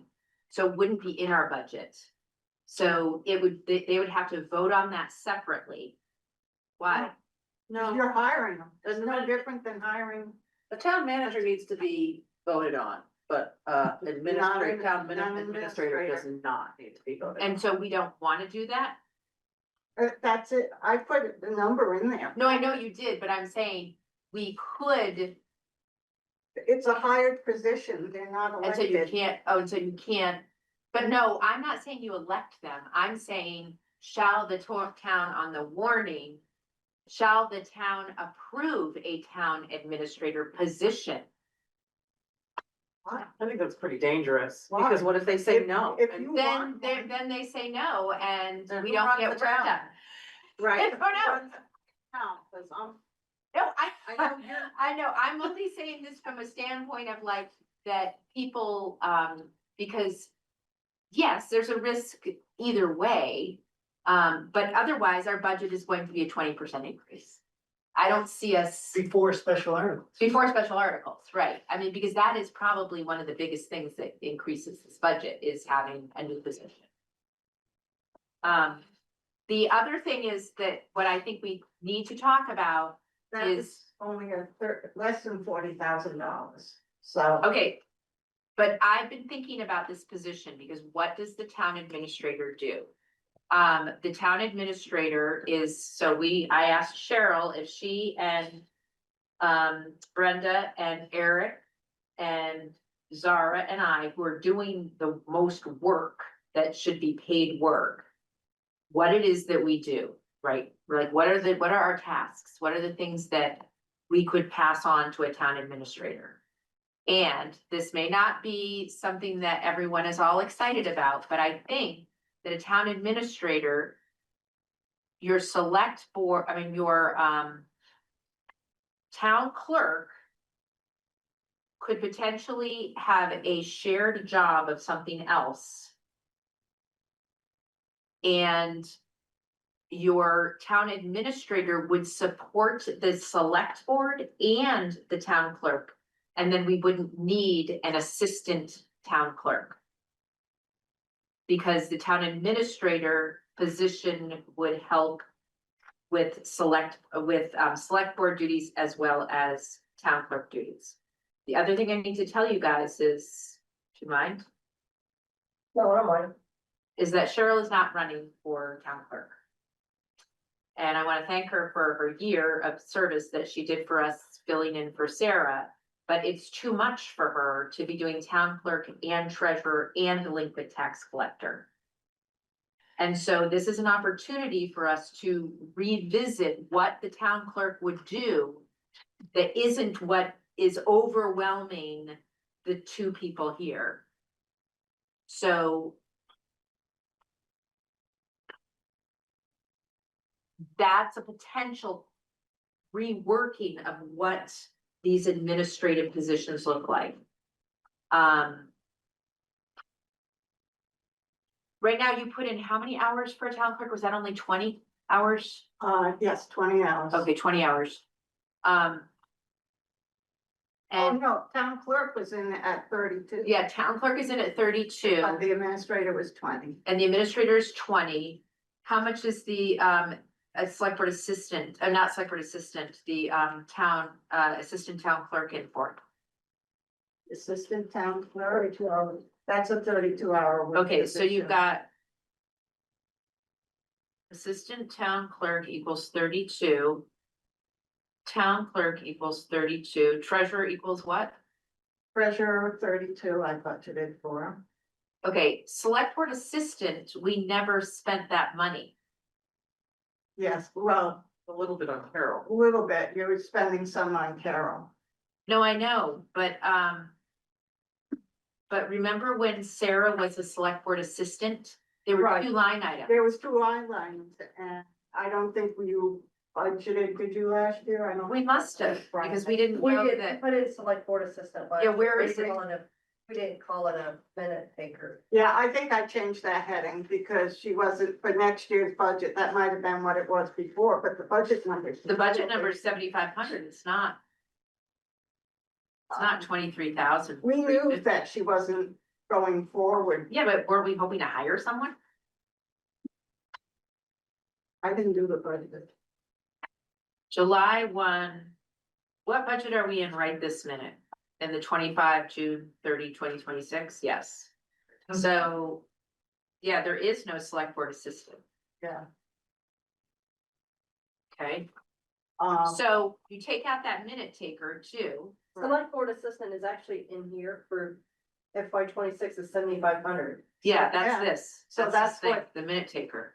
Right. So we never budgeted a $23,000 job like we did before. no, because I Um, think you knew that wasn't, Okay. Yeah, we were probably trying to cut money. you were trying to cut, and that's Okay. what. I think, So we have here, let me go back. So we have assistant town clerk, treasurer 32 in this current budget, the way, this iteration that she has right now. We have, town administrator at 20. We have delinquent taxpayer at what? Is that just a flat fee? I didn't put any budget in because I figured that she would end up doing it, so that's at a 0. Who's she? Delinquent tax Cheryl. I do that. Also, we took it out of the budget because Took it out. it was just part of my regular treasurer duties that I I see. see. So we just included those wages with that. Also, I'm seeing no money this year for FEMA project manager, but I know we voted on a budget. For FY 26, yeah, you're in there for 9,085. It's called FEMA wages. Hours. Oh, For FEMA versus coordinator. than project manager the year before. Yeah, Correct. Okay. Liz, I So- think what we really need to keep in mind during this soul searching is the fact that we can't continue to burn out help with the expectation that it's going to be sustainable. And this is more of just a broad statement. The fact of the matter is people can only do so much within their capacity. And we all know how easy it is as you know, first of all, residents of the town, but secondly, as some form of administrator or you know, servant of the town to take on more.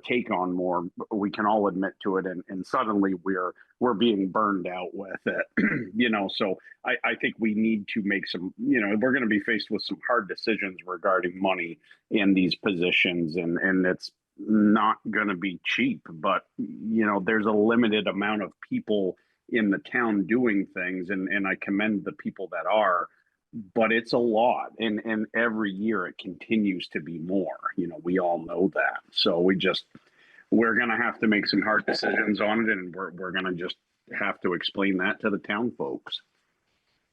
Right. Typically communicate. I have a question. Yes, Larry. if we're gonna, I mean, can the town administrator, and I don't know if these are positions are, we need to have the FEMA project manager and the FEMA wages. Is that something the town administrator would Yes. pick up? Yes, So we can take those line items and kind of, yes. okay. The one thing to keep in mind was, Sarah was 49% town clerk Yeah, and 51% select board assistant. So if you look at the town clerk position, you're talking 49% of 32 hours that she was only doing the clerk stuff. However, I don't think you're gonna get anybody to run for a Yes. clerk position at that. So that's where my suggestion that maybe this town, and you're technically changing words here, but from a select board assistant, maybe it could be a combined town clerk, and administrative assistant position or something to that. select board assistant, which is what Sarah was, So, yeah, right? Well, but when you say select board But- assistant, the things that she was doing was more than putting it together agendas. She was like taking care of the FEMA buyouts for people. right. It was too much for her. Anything I'm that saying kind of you came check- title to Yeah. what it is. Yes, but it's still too much. It's still too much for a town Right, clerk right. Oh, to yeah, be also the town administrator. absolutely, but I'm saying, but if she was doing the town clerk position and, and doing the select board assistant job, there's not and it's budgeted for a 32-hour position for town clerk.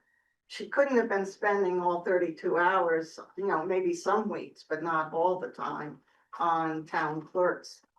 So, that's where the problem, where we're increasing this salary because we're trying to still account for a full-time town clerk plus adding a town administrator. And I think what we're trying to figure out, which with your guys' help, is like what goes on in a week, like how much is dog licenses, how much is tax, whatever. I mean, I don't even know the duties of Dog a license. clerk, you know? Have to be done by April, so, I mean, it's really busy during that time. Mm-hmm. Your tax payments are 4 times a year. And I can tell you right now, there's so many people that have to walk to the store to hand their checks. It's crazy, and there's not, it went round due time, I think probably 2 weeks before taxes are due, people start coming in. Right. On a regular basis, and then they want receipts, so that, And that's 4 times a year. yeah, and that takes a lot of time, and then there's the processing of those payments and making those copies. And there's just a lot of administrative stuff that happens, And that's clerk versus treasurer stuff, the tax stuff. but the clerk usually accepts payments, because we also have to have a division of duties. So a lot of times the town clerk will take the payments, or the assistant town clerk will take the payments in, and then the treasurer was making deposits, so there's a division of the duties there. But you notice that she's both treasurer and town clerk. Right. So there's no real division, it's the same body. Right, There but, should be. but since we are separating it, I'm Yes. just trying to figure Yeah. out who does what job. So she is running for treasurer and delinquent tax collector. Excellent.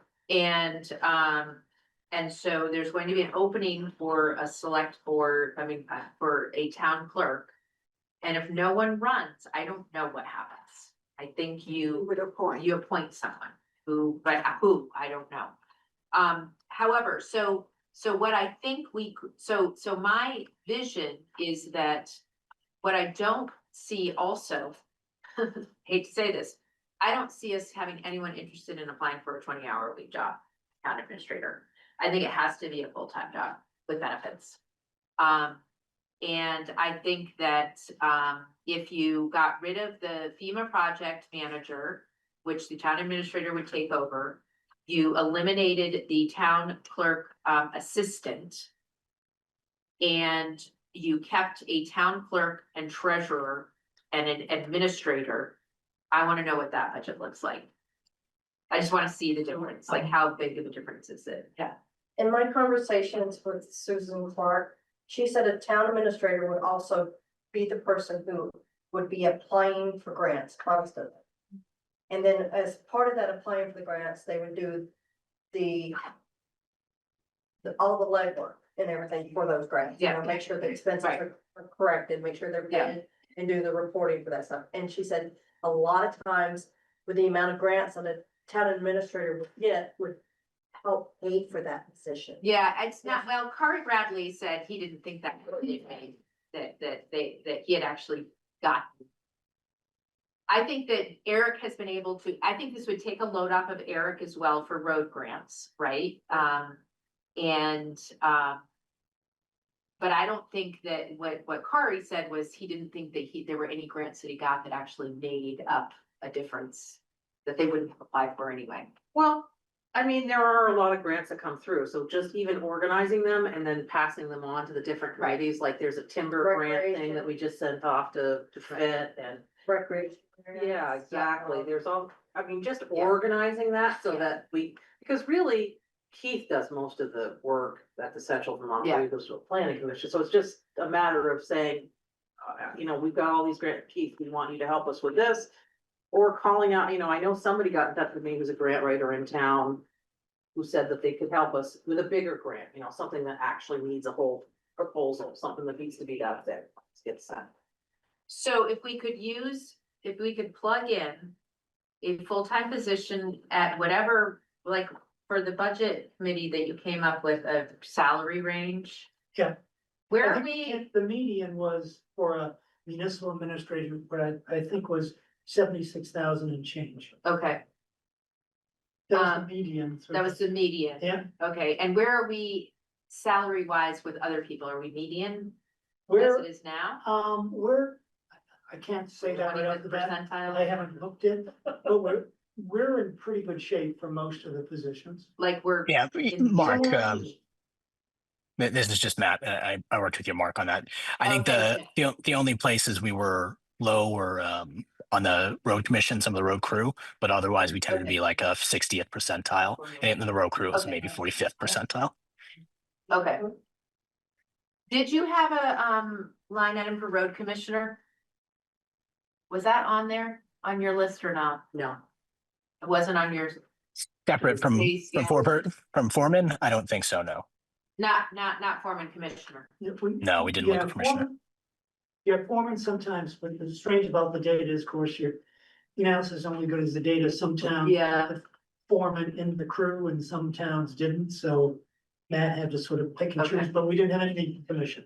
Okay, so, I budgeted it $35 an hour for the town administrator, but Okay. I only budgeted it at 20 hours. right, so, So are you saying to budget for 32 hours or 40 hours or? I think we should budget it for 40. But it could be, potentially someone might want a 32-hour job and we could Mhm. reduce it. But I think full-time is still 32, isn't it, for 32 benefits is and stuff? full-time, Yeah, yeah. so,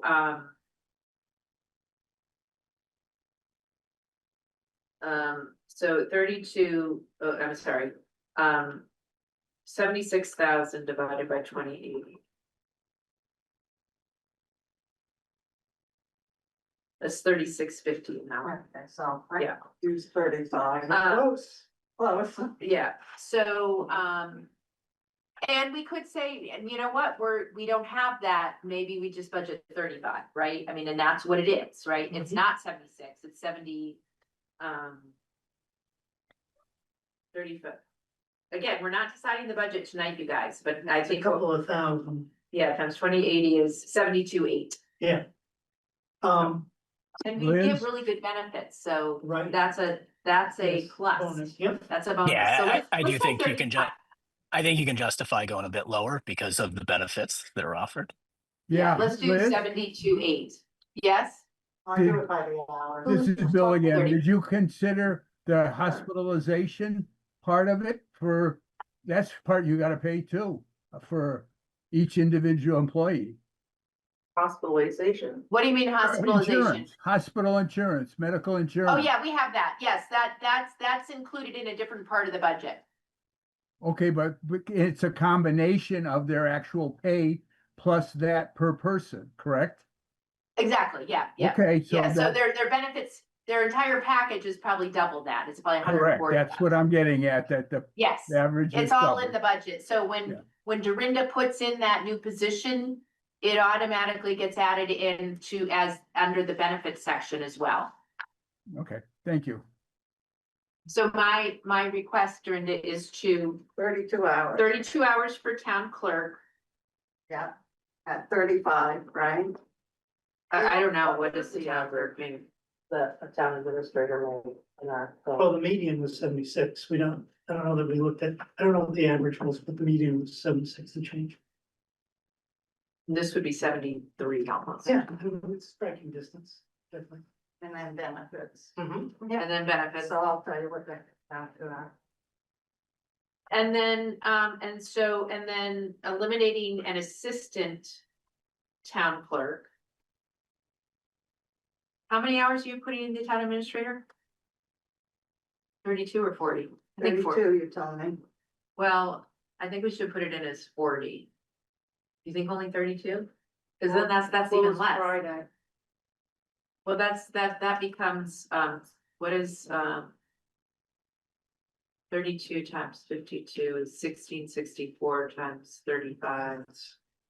That's a $58,000 job. Someone gonna want that to be town administrator? No, so we have to make it 40. Put it in 40 and they can make, and if they want 32, they can get it, but they're not gonna get it for 70,000. Okay. And because I think it's gonna take 40 hours when you're doing all these other things. Lead assistant clerk and the minute taker, right? No, I don't think we're gonna need a minute taker. I think that We town are not, you're administrator- gonna need a minute taker. Okay, good. Carol's doing a great job.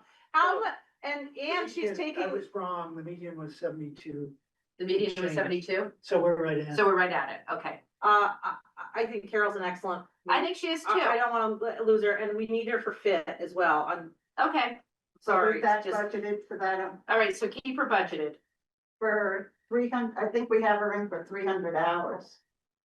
is that right, Carol? How many hours a month do you do? It's, well, with fit, it'll be more because that's it's about 3 hours a meeting, roughly. So if you have 50 weeks, that's 150. Oh, yeah. Yeah, 300 hours is plenty. 20. 20 hours, yeah. So in summary, it's, what it sounds like you're talking about is adding 2 positions. So adding a town clerk and a town administrator and deleting the assistant town clerk. Is that what I'm hearing? Well, we're not adding a town clerk because the town clerk exists, but we're gonna need a new person. New that's gonna have to person run. to fill that Yes. position. And so with the town administrator, because the town administrator would be in the office, they would be doing a lot of the stuff that an assistant is doing because they're gonna need work to do, right? And they're gonna need to be doing a lot of the stuff that like you're doing right now as town clerk.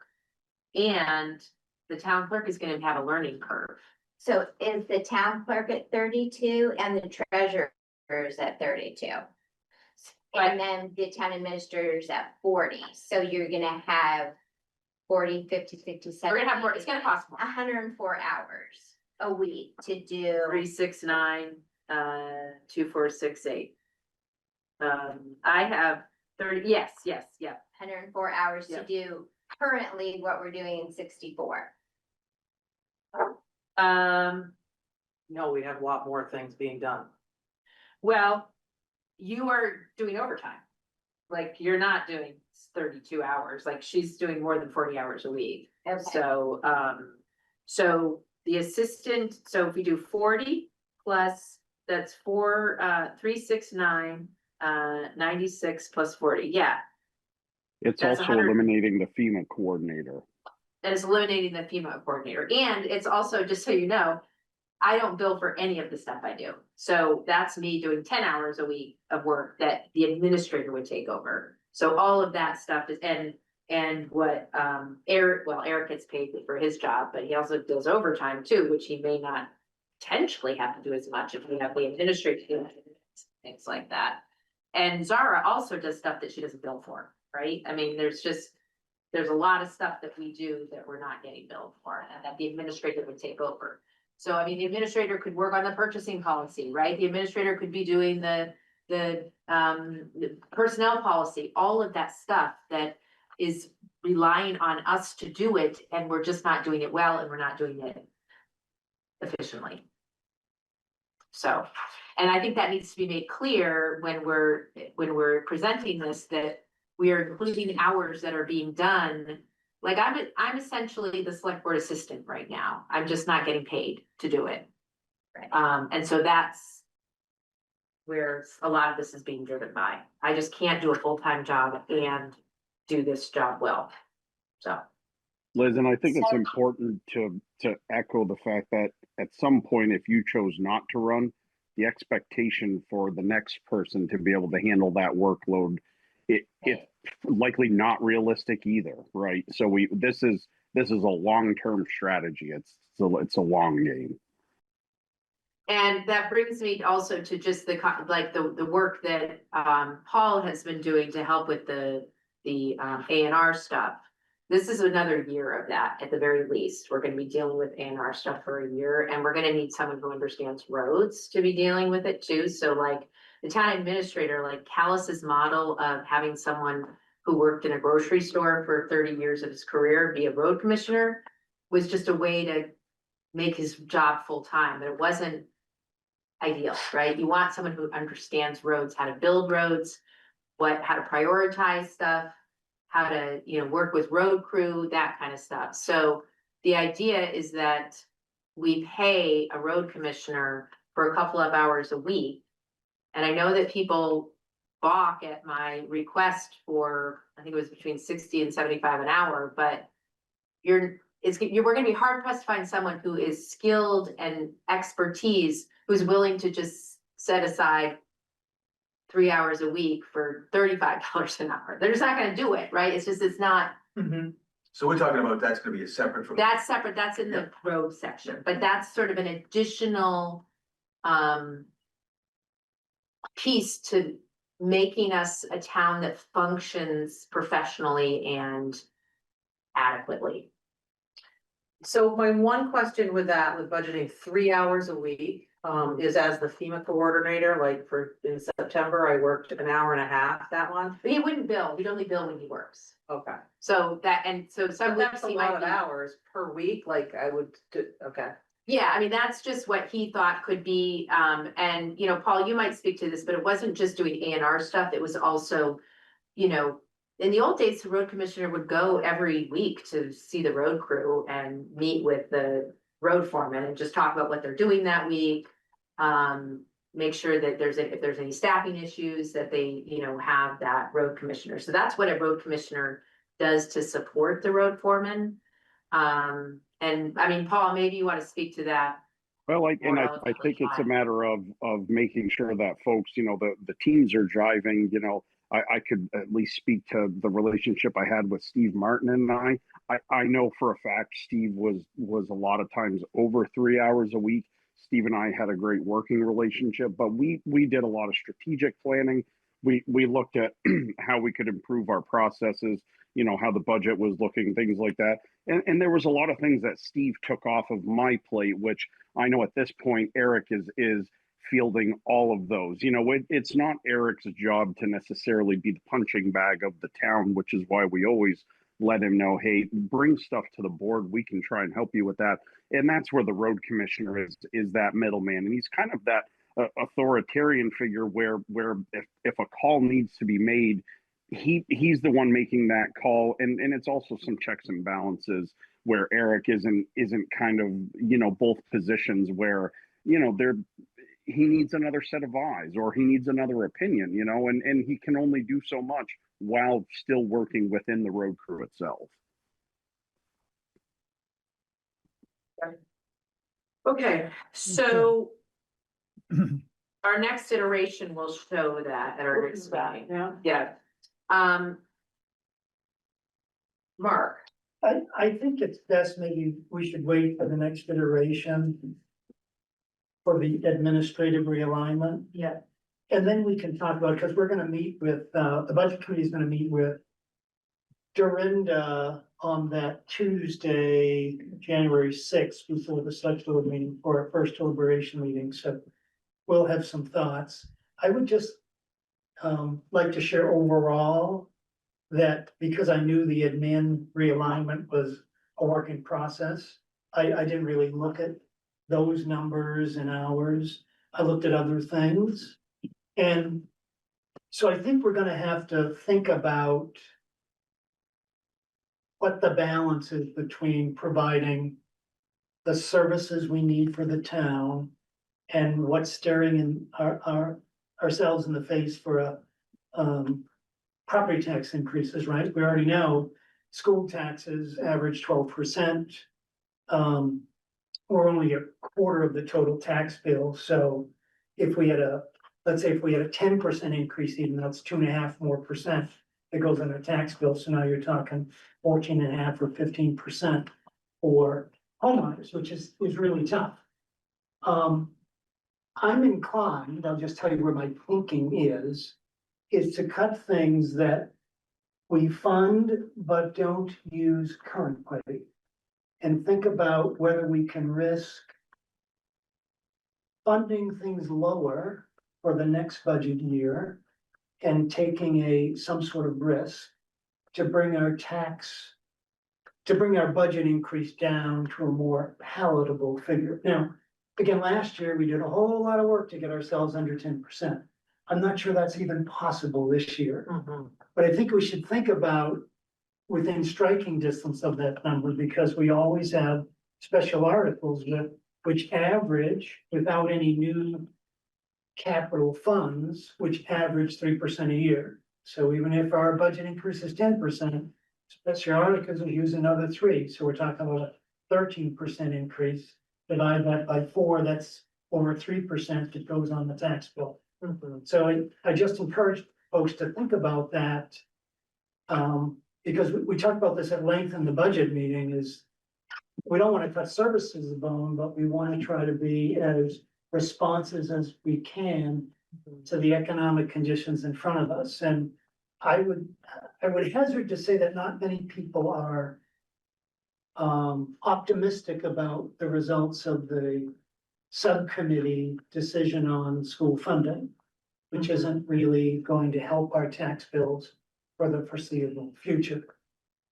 I have a question for you. When you're saying, that it's divided in 4, so you're saying 3% instead of 12. Right, It's still 12, it is, it's just 3 times 4.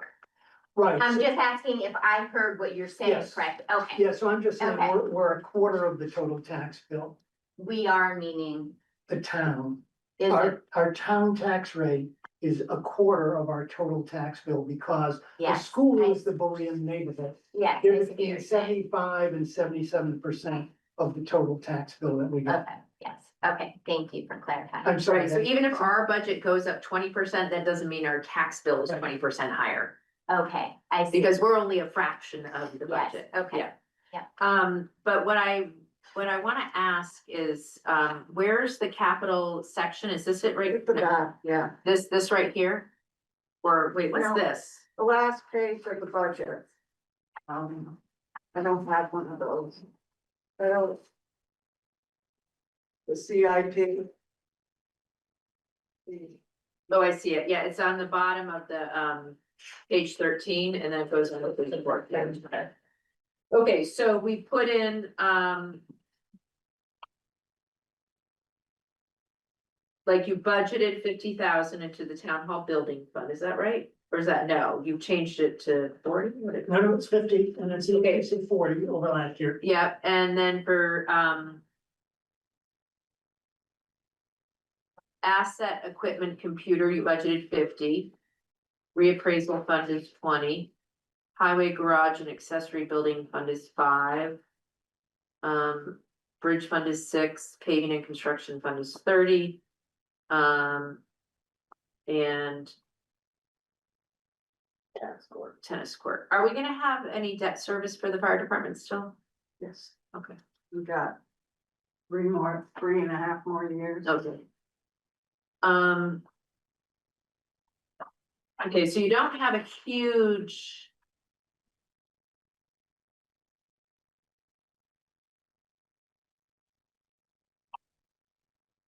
That's really it in the capital? Mhm.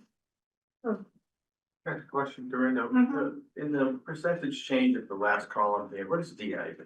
That means when it's doing a calculation, it doesn't have anything to calculate on it.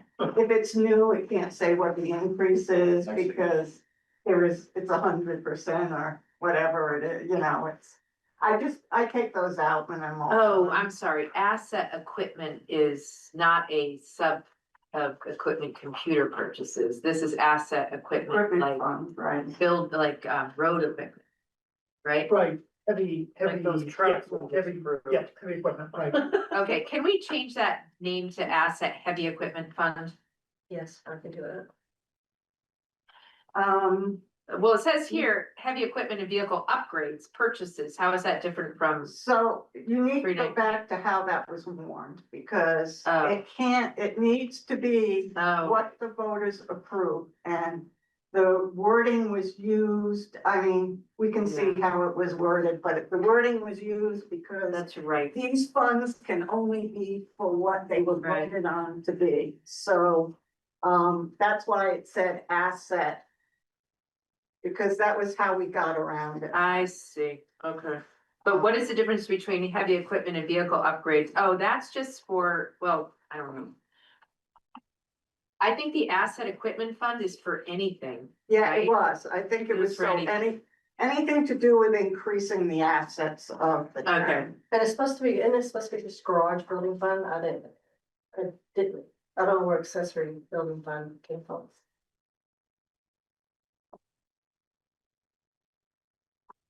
I think accessory means like they have a little shed out back, or if they wanted to buy, or do a salt Again, I shed. think it was the salt shed came into, we were Yeah. trying to use words that were. More generic. Yeah. It might have been in the 20, you have the 20, you have the 24 goes there. I don't see it. How come we didn't need gravel? We did, we took it out. Right, didn't we take $50,000 worth of gravel out of the highway department last year? He I think didn't we use took this. 20 out, something like that. But why don't we, what is gravel? It's stuff that's, so they've been using it, you explain it better, right? Yeah, it's, so. With all the upgrades to the roads, we need one ground. Yeah. And I think they buy, Paul can explain it better, I think they buy their gravel, for several years and, the pile is gone. But we don't then- have any gravel in here. Hang on. Gravel is, well, gravel's not in this, it's in the, In the highway. Gravel department. is in the the, highway department. What's construction? Oh, yeah, I maybe it's think the it is under winters. construction. I think it's either Yeah, under 50 winter or or summer? 60,000. Let's see construction. Line 228, page 10. What is that from? That has nothing on it. I don't know, it's an old one, there's a new one. I'm looking for. It's got sand and it's winter maintenance, I think, can't remember. Oh, here's, okay, I see summer maintenance and winter maintenance. Yeah. I see road salt, sand, trucking, tire chains and salt shed. And then summer maintenance, I see road gravel, gotcha, 60,000. Yeah, Okay, so this construction is like rebuilding roads or something, maybe. Liz, that line item for construction was actually created with Steve and I when we were doing like all of the mud season, like major overhauls. That's when that line item was created. So that, as administrations have changed, that's kind of ebbed and flowed, and I don't think it's being utilized now. Okay. yeah, so I think we cut gravel by 20,000 last year, it's from 60 to 40. It's back up to 60 I this did year, that, yeah. because you need more gravel, because, we have better roads now, right? We built up the roads as part of the FEMA work. And then if you look under winter maintenance, lines, 140 and 141 is where there's an increase in winter sand and. Okay, truck end. But it's needed, Yeah, based on what Eric reported at the last meeting. okay. So this construction only actually has a few things on it now. It's got 30,600. For construction, that's other road stuff that we need. Based on outside of summer maintenance and winter maintenance, right? Yeah, okay. Rebuilding. Yeah, rebuilding and stuff like that. Okay, gotcha. Right, that makes sense. Flood disaster and both. Right. God. You guys, I just was looking at a town report downstairs from 1995 that mentioned floods, that we had terrible flooding and everyone was affected, and it cost $300,000. Yeah. Wow. I was like, woo! And our budget at that time was 500,000. So if you think about our flood damage was $10 million, and over 2 years, our budget is what? Oh, 4 million? Yeah, so 4 million. So that's how much prices have changed. And the cost of repair has gone up. Seriously. Yeah, I know, it's crazy, and I mean, really, we're at 11, and we're gonna be at 12 or 13 before we're done. Right, so that's like literally, yeah. I don't know. Okay, so, Mark, is there another section that you think we should be, like you made the comment, like, well, maybe there's things that we just really don't need this year, Well- like recreation? Well, it's more about some of the big ticket items. So I looked at line 82, building repairs for town hall. You know, we have an increase of 15,000. And my question is, maybe we should use the existing building fund to fund that this year, instead of That's for putting it the, in the budget. we put that in, we came up in one of the meetings for the furnace in case it goes. Yep. kaput, And that Yep. was why it was put in there. But actually, haven't we gotten a report back from Laurie that the furnace is fine? Yeah, they said it was fine, but then they said it showed rust. Oh, and Paul's in the waiting room. I guess. Right, so my only comment is, Do we we've need got 65? 80,000 in the building fund, and I know we wanna upkeep this place, but let's continue putting 10,000 in that fund. Maybe draw it down a little for things like this instead of putting this into our budget. Yeah. That's all. I like that idea. I do think honestly, we should consider painting this place, which might cost 15,000, but we can pull it from the building fund. I know you don't want to paint it. But I don't even think that's a vote. I think that's just like, we need to, like, this is maintenance, like, you just need to do this. Well, you might for a purchasing policy, but. When Peter was here, he would do one side of. Yeah, one side a year, yeah, Yep. Oh, yeah, people have done that for years. Yeah. yeah. Right, and there was a guy that was. I willing think to with do it. everything that we could front porch forum things and say, does anybody want to donate their time and expertise to paint? This needs to be done. Is there a painter in town who's willing to do it? But they're not gonna. Well, so a no is a no, but you ask the question, you're definitely gonna get a no if you don't ask the question. But I Well, we don't need also, to make that decision, but I think that your idea of keeping, building repairs, because I think what we did last year, we took out building repairs, remember? And then I was like, oh, we can take it from the building repair, and we didn't, we drew down from the building fund, Mhm. to pay for the weatherization and something else. The fire station. The fire station, And then we yeah. Took from the garage fund to pay for the heat system and the. Yeah, in the garage, yeah. So, And then we're gonna be I think we pulling could down- lower the town hall CIP. You could at least cut it in half. Well, yeah, so, we have 80,000 in the town hall fund right now, we put another 10,000 in, that's 90,000, but then. We've got the septic, which we think is 40 or 50,000, that's right, then we've got this 15,000 if we need a new furnace, and 15,000 for painting. That one is gone, Right. the fund's to zero, Yeah, I mean, It doesn't take long to spend it. right, let's put 25 in instead of 50. Let's just throw that in there. 15, you mean? No, 25, half of what, because right now it's 50, oh, and the other thing, okay, so just a couple other things. the CIP, no. Okay, Yep. gotcha. Couple other things, specialized services 175, and Paul and Eric can talk more about that.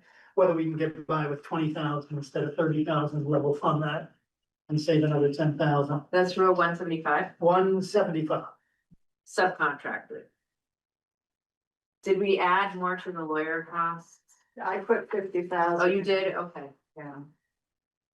Before we move off the CIP, I know there was initial talk about, flood mitigation, 100,000 or something, The new fund. a new fund. Mhm. I think, We can't do that. well, I just I don't think we think should it's. skip it for now. Yeah, I think so. Yes, I think you need to skip it for now. I also think that even if we had $500,000 sitting in there in 5 years, that's not gonna do anything if we have a flood like we've had Right. the last. I mean, few really, years. it's just it's to cover our portion of the floods. Luckily, what, you know, kind of what we're finding when we're doing this together is the crew work between, you know, what they paid us back for the cruise hours and the equipment hours, it really kind of has paid like our portion of a lot of the flood. Yeah, But that's money Right. that's sitting in an account that you can't touch. Yeah. and you Unless can't- No, I we agree, have this a is flood. not, this is, That's it's a the great cost. idea, So- not the year for it. Yeah, so- so that's the other thing to keep in mind, Yeah. that you can't touch that money. It's sacred, sacrosanct. So another thing we talked about at the budget meeting was line item 224, Grant Town matches, taking that out. Yep, granted. You recall, I made you guys put that in last year. But grants have really gone away and we, And 50,000 is a lot, but like, we still need to do small amounts, like even like the municipal planning grant, I think that's a 10%. But that's the planning No, like commission that. had that. Oh, they have that. Their Yeah. Grant and aid, you have So- to have a 10% match for grants and aid. Mhm. And then we do what, there's a better road grant or something like that, you have 10% for that. Yeah. It's not that hard to make it to that 50,000 in a hurry with the 10% if we do. Are Right. some of them My- in kind? No, They're So, well, cash. some are in kind, we didn't do better roads this year because Right. we didn't have a project, but here again. the When we erosion, have somebody who's actually figuring out the grants and the making it building, happen. the erosion. I'm just trying to make a distinction. Did you get back in? Yes, I think so. Yeah, he's there. And I'm trying to make a distinction between needs Right, And and wants. Yeah. And this is, to me, this is a want. We're not gonna use this year. so Doesn't we, look like it. no, and we have it to be used for next year if we need Right, it, if we right? move it into No. the, well, it'll go in, Anything that goes in the budget goes away at the Goes end of the away. year. it goes into Unless the it's in the capital. Goes general into the, fund. goes into No. the fund balance, Yeah. not the capital fund. Right. Right, goes into the, I'm Fund sorry, the balance, general fund yeah. balance. Do we have a fund balance now, or are we still in deficit? We're in deficit. Okay, And the auditors have everything. anyway, so if we take that 50,000, and we take 25,000 from the town hall in the CIP, that's 75, we take another 15 for the boiler or the furnace, so we're up to 90,000, okay? Then, hang on. I was hoping Dorinda would give me a better answer, but she didn't. We still gotta finance, of course, the loans for the floods. Mhm. And there's Right, only and- 60,000 in there for that. Yeah, And I don't know, that's a number I had highlighted that we've got to look at, because I don't know what our interest payments are gonna be on that. In I mean, principle. for grant match, you could probably I think that you probably could lower that to 30,000, but I don't think I would go very much lower. I than take that. it out, I take the whole thing out. It's a want, it's not a need. We're in, Well, but if we can If we get don't have money, the money, right, do Right, a if we don't have grant. money to match it. but then we said, can't I mean, we use it. said that this year, and we're not getting anything, right? And it's, No, we're gonna have, if we use all the money that we've got for grant right now, we're gonna be probably about 15,000, 20,000 for what we have. we are. For the, yeah, if he uses it, Who's he? Eric, for what he uses for his road grants and Oh. aid and all this other stuff. If we So don't, I know we didn't get better roads, but there's a lot of other ones that come up. Okay, Will it come up before June? I don't know, I don't know the answer to Let's that. make them 'cause I don't have 30, those put numbers. 30,000 in. 25 is fine, Okay, 25. all cut it right, in half, let's see. we'll work with that. And also, Dorinda, I don't know if did you I get don't wanna also risk not having to anything. I agree. remove I the agree. position of the FEMA? Yes, I've written Okay, that down. I've got to do that on a separate sheet. so. Okay, so, So the only other question is, because again, there aren't a lot of big ticket items that we can yeah, reduce and still remain whole. The question is whether we want to, for 1 year, fund less in asset equipment and pavement. No. Paving, we need it because you get these grants. I know, I know. I know that. I'm aware of it. I'm just saying we've done. But it I would say before. the asset equipment, we can because we We've can done it borrow. before. We've done it before with pavement. Oh, we have? Oh, Okay. yes. Yeah, We're due to pay the rest of Shady I Rill. have to look. I think it was 2028. Okay. But anyway, so the question is, we can look at this again in January, but thinking about, could we cut some of this and move some of it into savings here? We could That's the use question. some of that asset equipment to offset the computers we have to buy, those 6 workstations. Where is he coming up with computers for the workstation? And that's. They have a new computer, I have a new computer, she has a new computer. I have no idea. Well, he's probably going from his old quote and not Yeah. adding into it I now. don't think, I wanted to bring that up, but it didn't. I wondered too, because I thought you got a new one and so, you know what, he'll make that clear. He's not just gonna start buying Right. computers. He'll sit down with you guys and. Well, he actually should just talk to his staff, they're the ones that bought them and put them in. Okay, he might not know that. So then we probably paid for some of the money that It's is possible. Yeah. It's possible, yeah. I think about, it was either 3 or 4 years ago, Liz, we reduced the annual contribution to paving from 30,000 to 20,000. Let's do it. Okay, so let's No, start can we- with and see. Can't we make sure that we're gonna have enough then for the 2028? Because people really want So Shady Rill. what we'll do is we'll contribute more That's a lot of phone calls. year to make up for it, Yeah. which is what we did before. See, And Brett. I worry about that. I worry about that all next year, Yeah, year, because we we've don't got know these what trucks. he's gonna Yeah, and do. we've got these trucks that we've got to buy. We could have another whole I know. flood. That's probably 80,000, 90,000. And what's, We don't. now that Eric, But 2028. now that probably Eric has the between two of pricing them. for those trucks. Probably 90 grand. No. Contact them about. Oh, for the payment? Yeah. It would only be a payment as In the opposed 40 to. or 50, I'd say 50 grand total. Not a big fan. Is there anyone from the budget committee who wants to chime in? Okay. I think Mark's. I wouldn't mind, I think, this is Matt again from the budget committee. I think I understand the desire to reduce the budget, especially when we start talking about cutting funding, recurring funding that we've been doing. Like, look, guys, we all know we're gonna need that money eventually. And we're moving money numbers around. We had this conversation. I think it's really important for the town to understand that we're just stealing money from ourselves from tomorrow. And we're not really saving anything. There's no saving happening here. And we're in this position because that's happened for so long in this town. And the more we cut more, the worse it's going to be when something comes due. And to the point about the equipment, like the equipment prices have only gone up from what we expected they would be.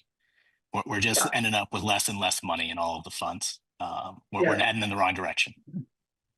Yeah, I agree. Yeah, but you gotta sell it. People gotta vote on it. Yeah. And you can't, and if you have the state, everything's going up and up and up, like, you know, you gotta balance it somewhere. I think we're all. Part of the gonna have to selling be- is Take out the is- $1,000 from algebra. Okay, yeah, that one's an easy one. So, you want to change any numbers in this CIP? You Oh, guys are just. yeah, let's go to- these numbers. I know. You know what we're doing? We're throwing them out. We should- Well, We should wait and do it in Well, no. January. No, we will, but I think for now, let's, because I think we'll go through each line item into, like, we will do soul searching on each section. I think right now we're looking at the big picture and is there something that we can have her before she presents us with this next iteration? Is there anything big that we want to say, like? So on this, let's just skip the CIP. Yeah, just the CIP. Town hall building fund to 25. Yep. Yep, Asset equipment, that was talked about, but leave it at 50. Yeah, I think so, because that Maybe might for help now. us with our computer Okay. stuff. Reappraisal, we need Yeah. that. The paving fund, we're gonna leave at 30. Oh, I don't know. I feel like we need to For add now. up what's in it and For how now. much is. For gonna now, add leave it up. at 30. leave it for now. Okay. We'll visit All in right. January, And leave the tennis court too, because Yep. we cut those out. last year, yeah. Okay. Okay, so then you'll give us a new, now here's my question. When do we have to have our budget approved for, for our, Cheryl, do you know when our deadline is for our budget being approved? Cause we might have to change our meetings up in January. I think that we set it to January sixth, that was supposed to be the last one, I thought. Yeah, I don't We think we go can later now. than that. We have to go We later. have, I think, 2 or 3 meetings in January to Yeah, that deliberate on the discuss budget. budget. Here, I need Yeah. these. I think January 20th is our last meeting. But I think we On need to budget. know when the thing goes to press. For the town report, I have to ask her when she wants to do it, when we have to have it done by. because we have to I vote can tell you, on I'm shooting it out left and right to her right now, and I asked her some questions today and she hasn't got back to me it. yet. Okay, would you write it down to ask her that question? When is the drop dead final date for you to have your entire book ready? When I looked for the last year, it was like the 3rd week in January. Okay, so that's what I She need. already gave us that date. When did she say it? I don't know, I have it written down in. Yeah, that'd be great if you could tell us because so we have our meeting, we're not gonna probably answer on the sixth, whether or not, we're not gonna approve a budget on the sixth. So I think what we're probably gonna have to do is have our meeting 2 in a row, the sixth and the 13th, or the 7th and the 14th. Because the other, I think the 21st is gonna be too late for this deadline. The 7th is a Wednesday. No, it's a Tuesday. And I have to have these numbers to do my report. Well, the 6th is a Tuesday. Right, and you have to have your numbers to do your report, so we have to Are approve you this on the budget by the budget meeting? 14th. Are you on? Probably not. No, Okay, no, actually, I'm not on the right. Yeah, 6th is a Tuesday, Okay, so the sixth and the, 13th. oh yeah, here we go. I think it was the 13th that we decided that we had everything down, because I would need. Yes, so we I would need to have a my time meeting to the do my 6th stuff. and the 13th, Yep. 2 weeks in a row. Is everyone able to do that? Paul, are you able to do the 6th and the 13th, 2 Tuesdays in a row? And Stacy. And Stacy? Yeah, I'm fine with that. Yeah, I think so, Liz. Tonight was one of those And special Carol, deals. you'll be free? Okay, I'll be zooming in, but yes. okay.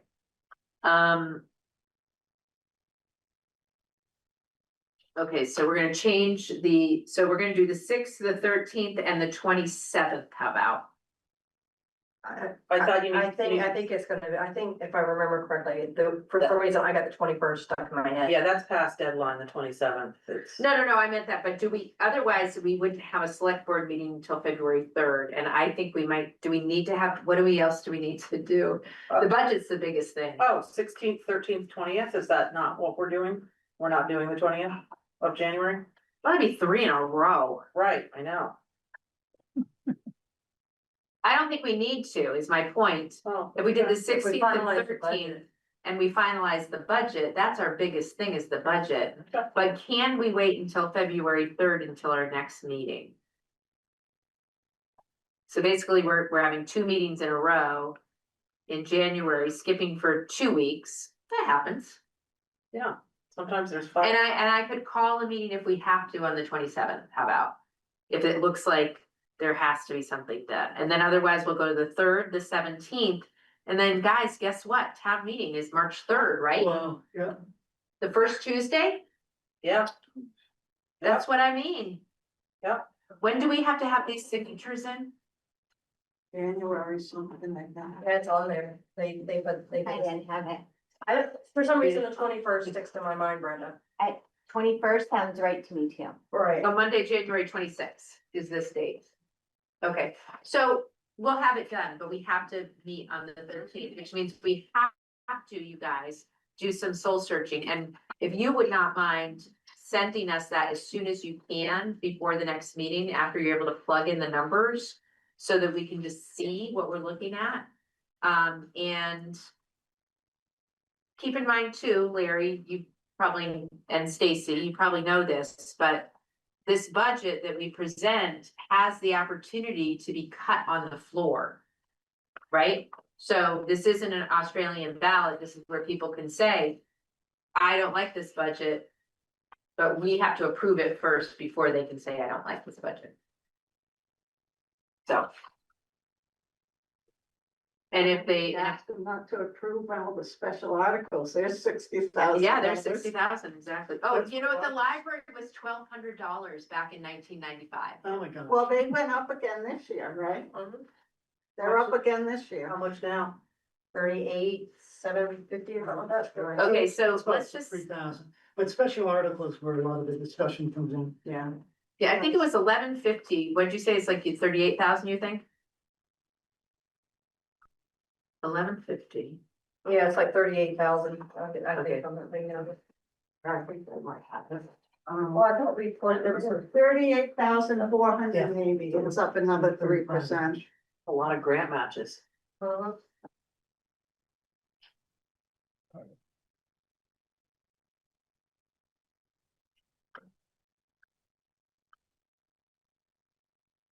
I'm doing that one. I'm doing that from, we're just gonna see what the percentage increase was. 3%. No, I meant of 1995. Oh. So I'm just curious if it's tied to inflation, like if it's inflation or if it's just really added, it's probably higher than inflation. I mean, it's been whatever, I mean, that's 30 years, 25.95 is 30 years, so.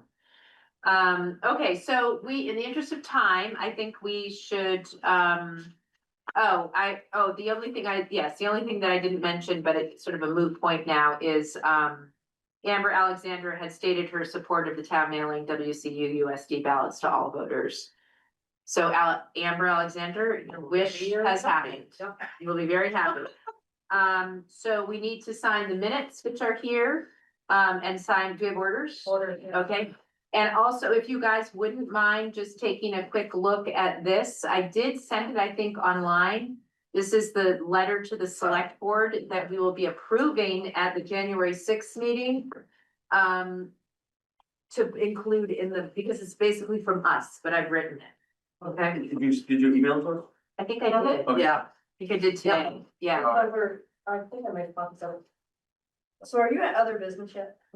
Yes, Yeah, I have other business. yes. So just so you guys know, I believe, I'm speaking for Brenda, she is a little upset because now she feels like she might need to be job lead. Okay, No, not might be, I mean. Well, I just don't know when, yeah. right? right, so this is, because this is a public meeting, this is like my suggestion. None of this has been voted on, right? This is a budget process and we are faced with a huge increase, knowing that we also need more help in this town. And so this was something that I thought about as a possibility for making this palatable to voters. And so. It's just upsetting to her to hear it here in this format. Right, and I don't think it was up to me to, say something privately, and so I'm sorry, I know that this isn't the best way to hear it. But this is an open public forum where we have to discuss things that aren't necessarily, and this isn't about a personnel issue, this is about a budget issue for positions to make the town run. And positions change, I think, I mean, I know they do, depending on people's situation, who's elected, who isn't. And so I do apologize that this wasn't something that I discussed in advance, but truth be told, it was just something that came to me a few days ago, like, this is how we could possibly make a town administrator work. Should we include her position as well, because we're gonna be trimming the budget? In the numbers? I don't understand what you're saying. What I'm saying is if we're gonna be trimming the budget, shouldn't we be we're talking about possibilities here. Right. So if we're including the possibility of an administrator, Yeah. should we also include the possibility of? Yeah, we can include that in, but Because then I we're think trimming, because then it continues the discussion on what happens. And I think, I mean, for like, yes, this was Liz's idea. I think for me personally, well, I just wanna know what you guys do. I know that all the hours are there, but like, So, yeah, just like maybe just tell us, yeah. these are just things that I have, so accounts payable. So that's entering the invoices, printing them, mailing the checks out. Accounts receivable, it's taking all the property tax checks in, Right. and then making And a I don't- deposit I and don't going need to the for you bank. to tell me right now, I mean, like, But I mean, like writing out like what the duties This- are and how much yeah. time is spent per week, just so we know what needs to be done to run I the mean, town, cause I have no idea what you guys are Yeah. doing. but I think in essence, it doesn't really, Because it doesn't really matter. Because whatever it is that needs to get done will get done by this other person. And or so. we may not have this other person, so that's what I'm just saying, No, like, I think if you cross, okay, you're right, I don't know what's gonna happen. yeah, none of us do, so right, if we you're have a right. list of what you're doing now, I don't see that a lot of things that you're doing now is something that admit, like paying somebody more to do the same job, I feel like there should be a separation of duties, and I need to know what the duties are currently. Yeah, And and because we're also- talking about what duties are missing, you know, that As a we're doing for reminder, free. this is July 1. This isn't Yeah. March. This isn't right after town meeting day. This is not, this is for July 1. Where Right? I'm Everybody concerned has at right ideas? now is I don't want her to jump ship now because something Yeah. comes along better, because you guys have this. Right. Well, again, Well, I, that ship sailed. Right, I mean, you already told me what Right. you're thinking is a possibility, so you Right. can't put that rabbit back in the hat, right? Right. Well, Yeah. one person of 5 select board members has come up with this idea. The rest of us haven't discussed. it. No, I know, no, I hear you, So I think- I'm not, yes. So I think before we can make an educated decision on what is needed in this town, we need to know what you guys already do as a function of this town and how long it takes. Because over here, we're trying to figure out what things that Liz can not do for Yeah. 20 hours, so however many hours a week that she's doing, and things that I cannot do for Absolutely. however many It hours. almost sounds like we could still use both positions. We may have, we could. because I I have mean, no doubt. it sounds like Brenda has a certain roles to do, but you guys Yeah. got 10 hours, even if you did 10 hours each, that's 20 hours, that's half the person, I shouldn't say his, but half the Yeah. person's job. So I mean, that's picking up, and love of mine, the other things that we're gonna want them to take over. Do, right, Could do. exactly. So I So think, keep it in, keep that position in, the select board assistant, Yeah. not a select board And assistant. Just please, Council yeah, if you assistant. guys can write, like, how much is, It is so hard. and I know that you it's, I know it's hard because you've got the taxes that come. But then, you know, so you got the person down the road calling saying their neighbor's burning trash, and then you have the, you know, the call. But if you guys could just give us an idea in writing, like put it in writing, because what we're trying to do on our side is put in writing, like, what are we missing in town that could be done with this position? So, I'm not convinced that. And maybe we have nobody who runs for clerk, maybe we go clerkless. Right, I mean, I don't know what happens. We can't go clerkless. I don't think you can. No. I think you have to You appoint have somebody. to, How? You I can- understand. Well, Then you she'll whatever. can, So that would be a possibility if the town said, well, instead of having somebody can't they do that? I don't know about, because it's an elected position, you have to appoint Right, somebody from town. right, or you have to put on the warning, will the town agree to hire someone from outside? Right. That's something we could also add on to this year's voting, but do we have to have a certain number of, or is that? Yeah, I don't know how that would work. I would talk about it to Rob or something, because I think they have to vote, and it takes a year to go into effect. Like the town would have to vote to change it from an elected to this position to an appointed position. And then it would be a year before it goes into effect.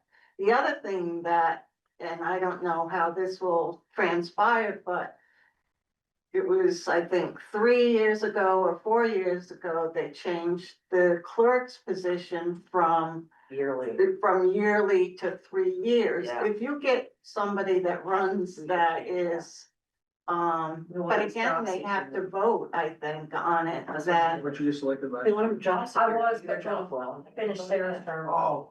Right, there was Sarah who pushed for it. Yeah, It's a lot of work for She her. quit within she quit before. her Yeah. 3 years. So if someone runs, it'll be for 3 years, right? Yeah, which, Yeah. it always used to be a year, which is, I can say from history, it's been a year was more than we could take with a couple people. I'm more comfortable with a year. Yeah. Well, the person comes into a job and they really don't know what it entails. And some people can do it, some can't, you know. Right. There's a lot of pieces to it and A lot things of have pieces. increased a lot, especially like the election stuff. It's constantly changing and, you know, you got the lawsuit now with the state versus Trump versus the state. You know, and you have all this stuff that's going on and then now they have a new program and we have to constantly go in that program and say who's moved in town. Can we approve who's moved in town, who's approved, who moved out of town? We have to constantly keep doing this stuff on. And having someone also for 1 year, this is a learning curve of 5 years. Right, So right. 1 year does nothing, Doesn't do nothing. doesn't And do that's anything. exactly what I was told. I was told that I wouldn't be seasoned for 3 or 4 years. Yeah. To hang in there, but there's, you know, also, you know, a couple things that need to be addressed for this town is we need job descriptions, number one. And number two, we need SOPs. We need to have operating manuals. Mm-hmm. And Administrator. there are no manuals in this place and it is ridiculous. And just know too, Eric's feeling a little hurt feelings too over. You know what? And I am sorry to say that I cannot do this job without hurting people's feelings. It's just the reality of it. And I have, my charge is to run this town the best that I can as select board chair, and it's not gonna make people happy. And I have it's very clear to me and always will be that I am not the most sensitive person, but I'm very direct and I'm very honest. And I do not mean to hurt anyone or make anyone feel bad, but there's just, I know that I'm not gonna make people happy and that I could do a better job of being more sensitive. And I do try to work on it. I'm actually slightly more sensitive than I We'll used get to you be. some sensitivity training. Thank you, Larry. You're doing your job. If you're doing your job. And you can apply for that too. Apply for what? Town administrator. I am not going to be the town. No, Brenda. Oh, Brenda can apply, yes, Brenda can apply. Sam. Samantha. All right. Hi, I just wanted to mention that I agree with Liz's idea of being transparent with this new position with the town. Because if Cheryl's not running again and we don't have a clerk and we can't find one, that might be a little scary. And if we're kind of eliminating Brenda's position, that would be scary as well. And that if we just have the town administrator, I think that might be hard. And then, it doesn't really make sense to pay the town administrator higher than what we're currently paying Brenda. And from what I've seen, Brenda's done a great job, so I would hate to lose her. Thank you, Sam. Okay, is there anyone else who wants to say anything before we adjourn this meeting at 7:33? Don't forget to stay to sign, you guys. We have 3 of us here. This time. All right, thank you, everybody. We're adjourning this Take care. meeting Thank at you for 7:33 p.m.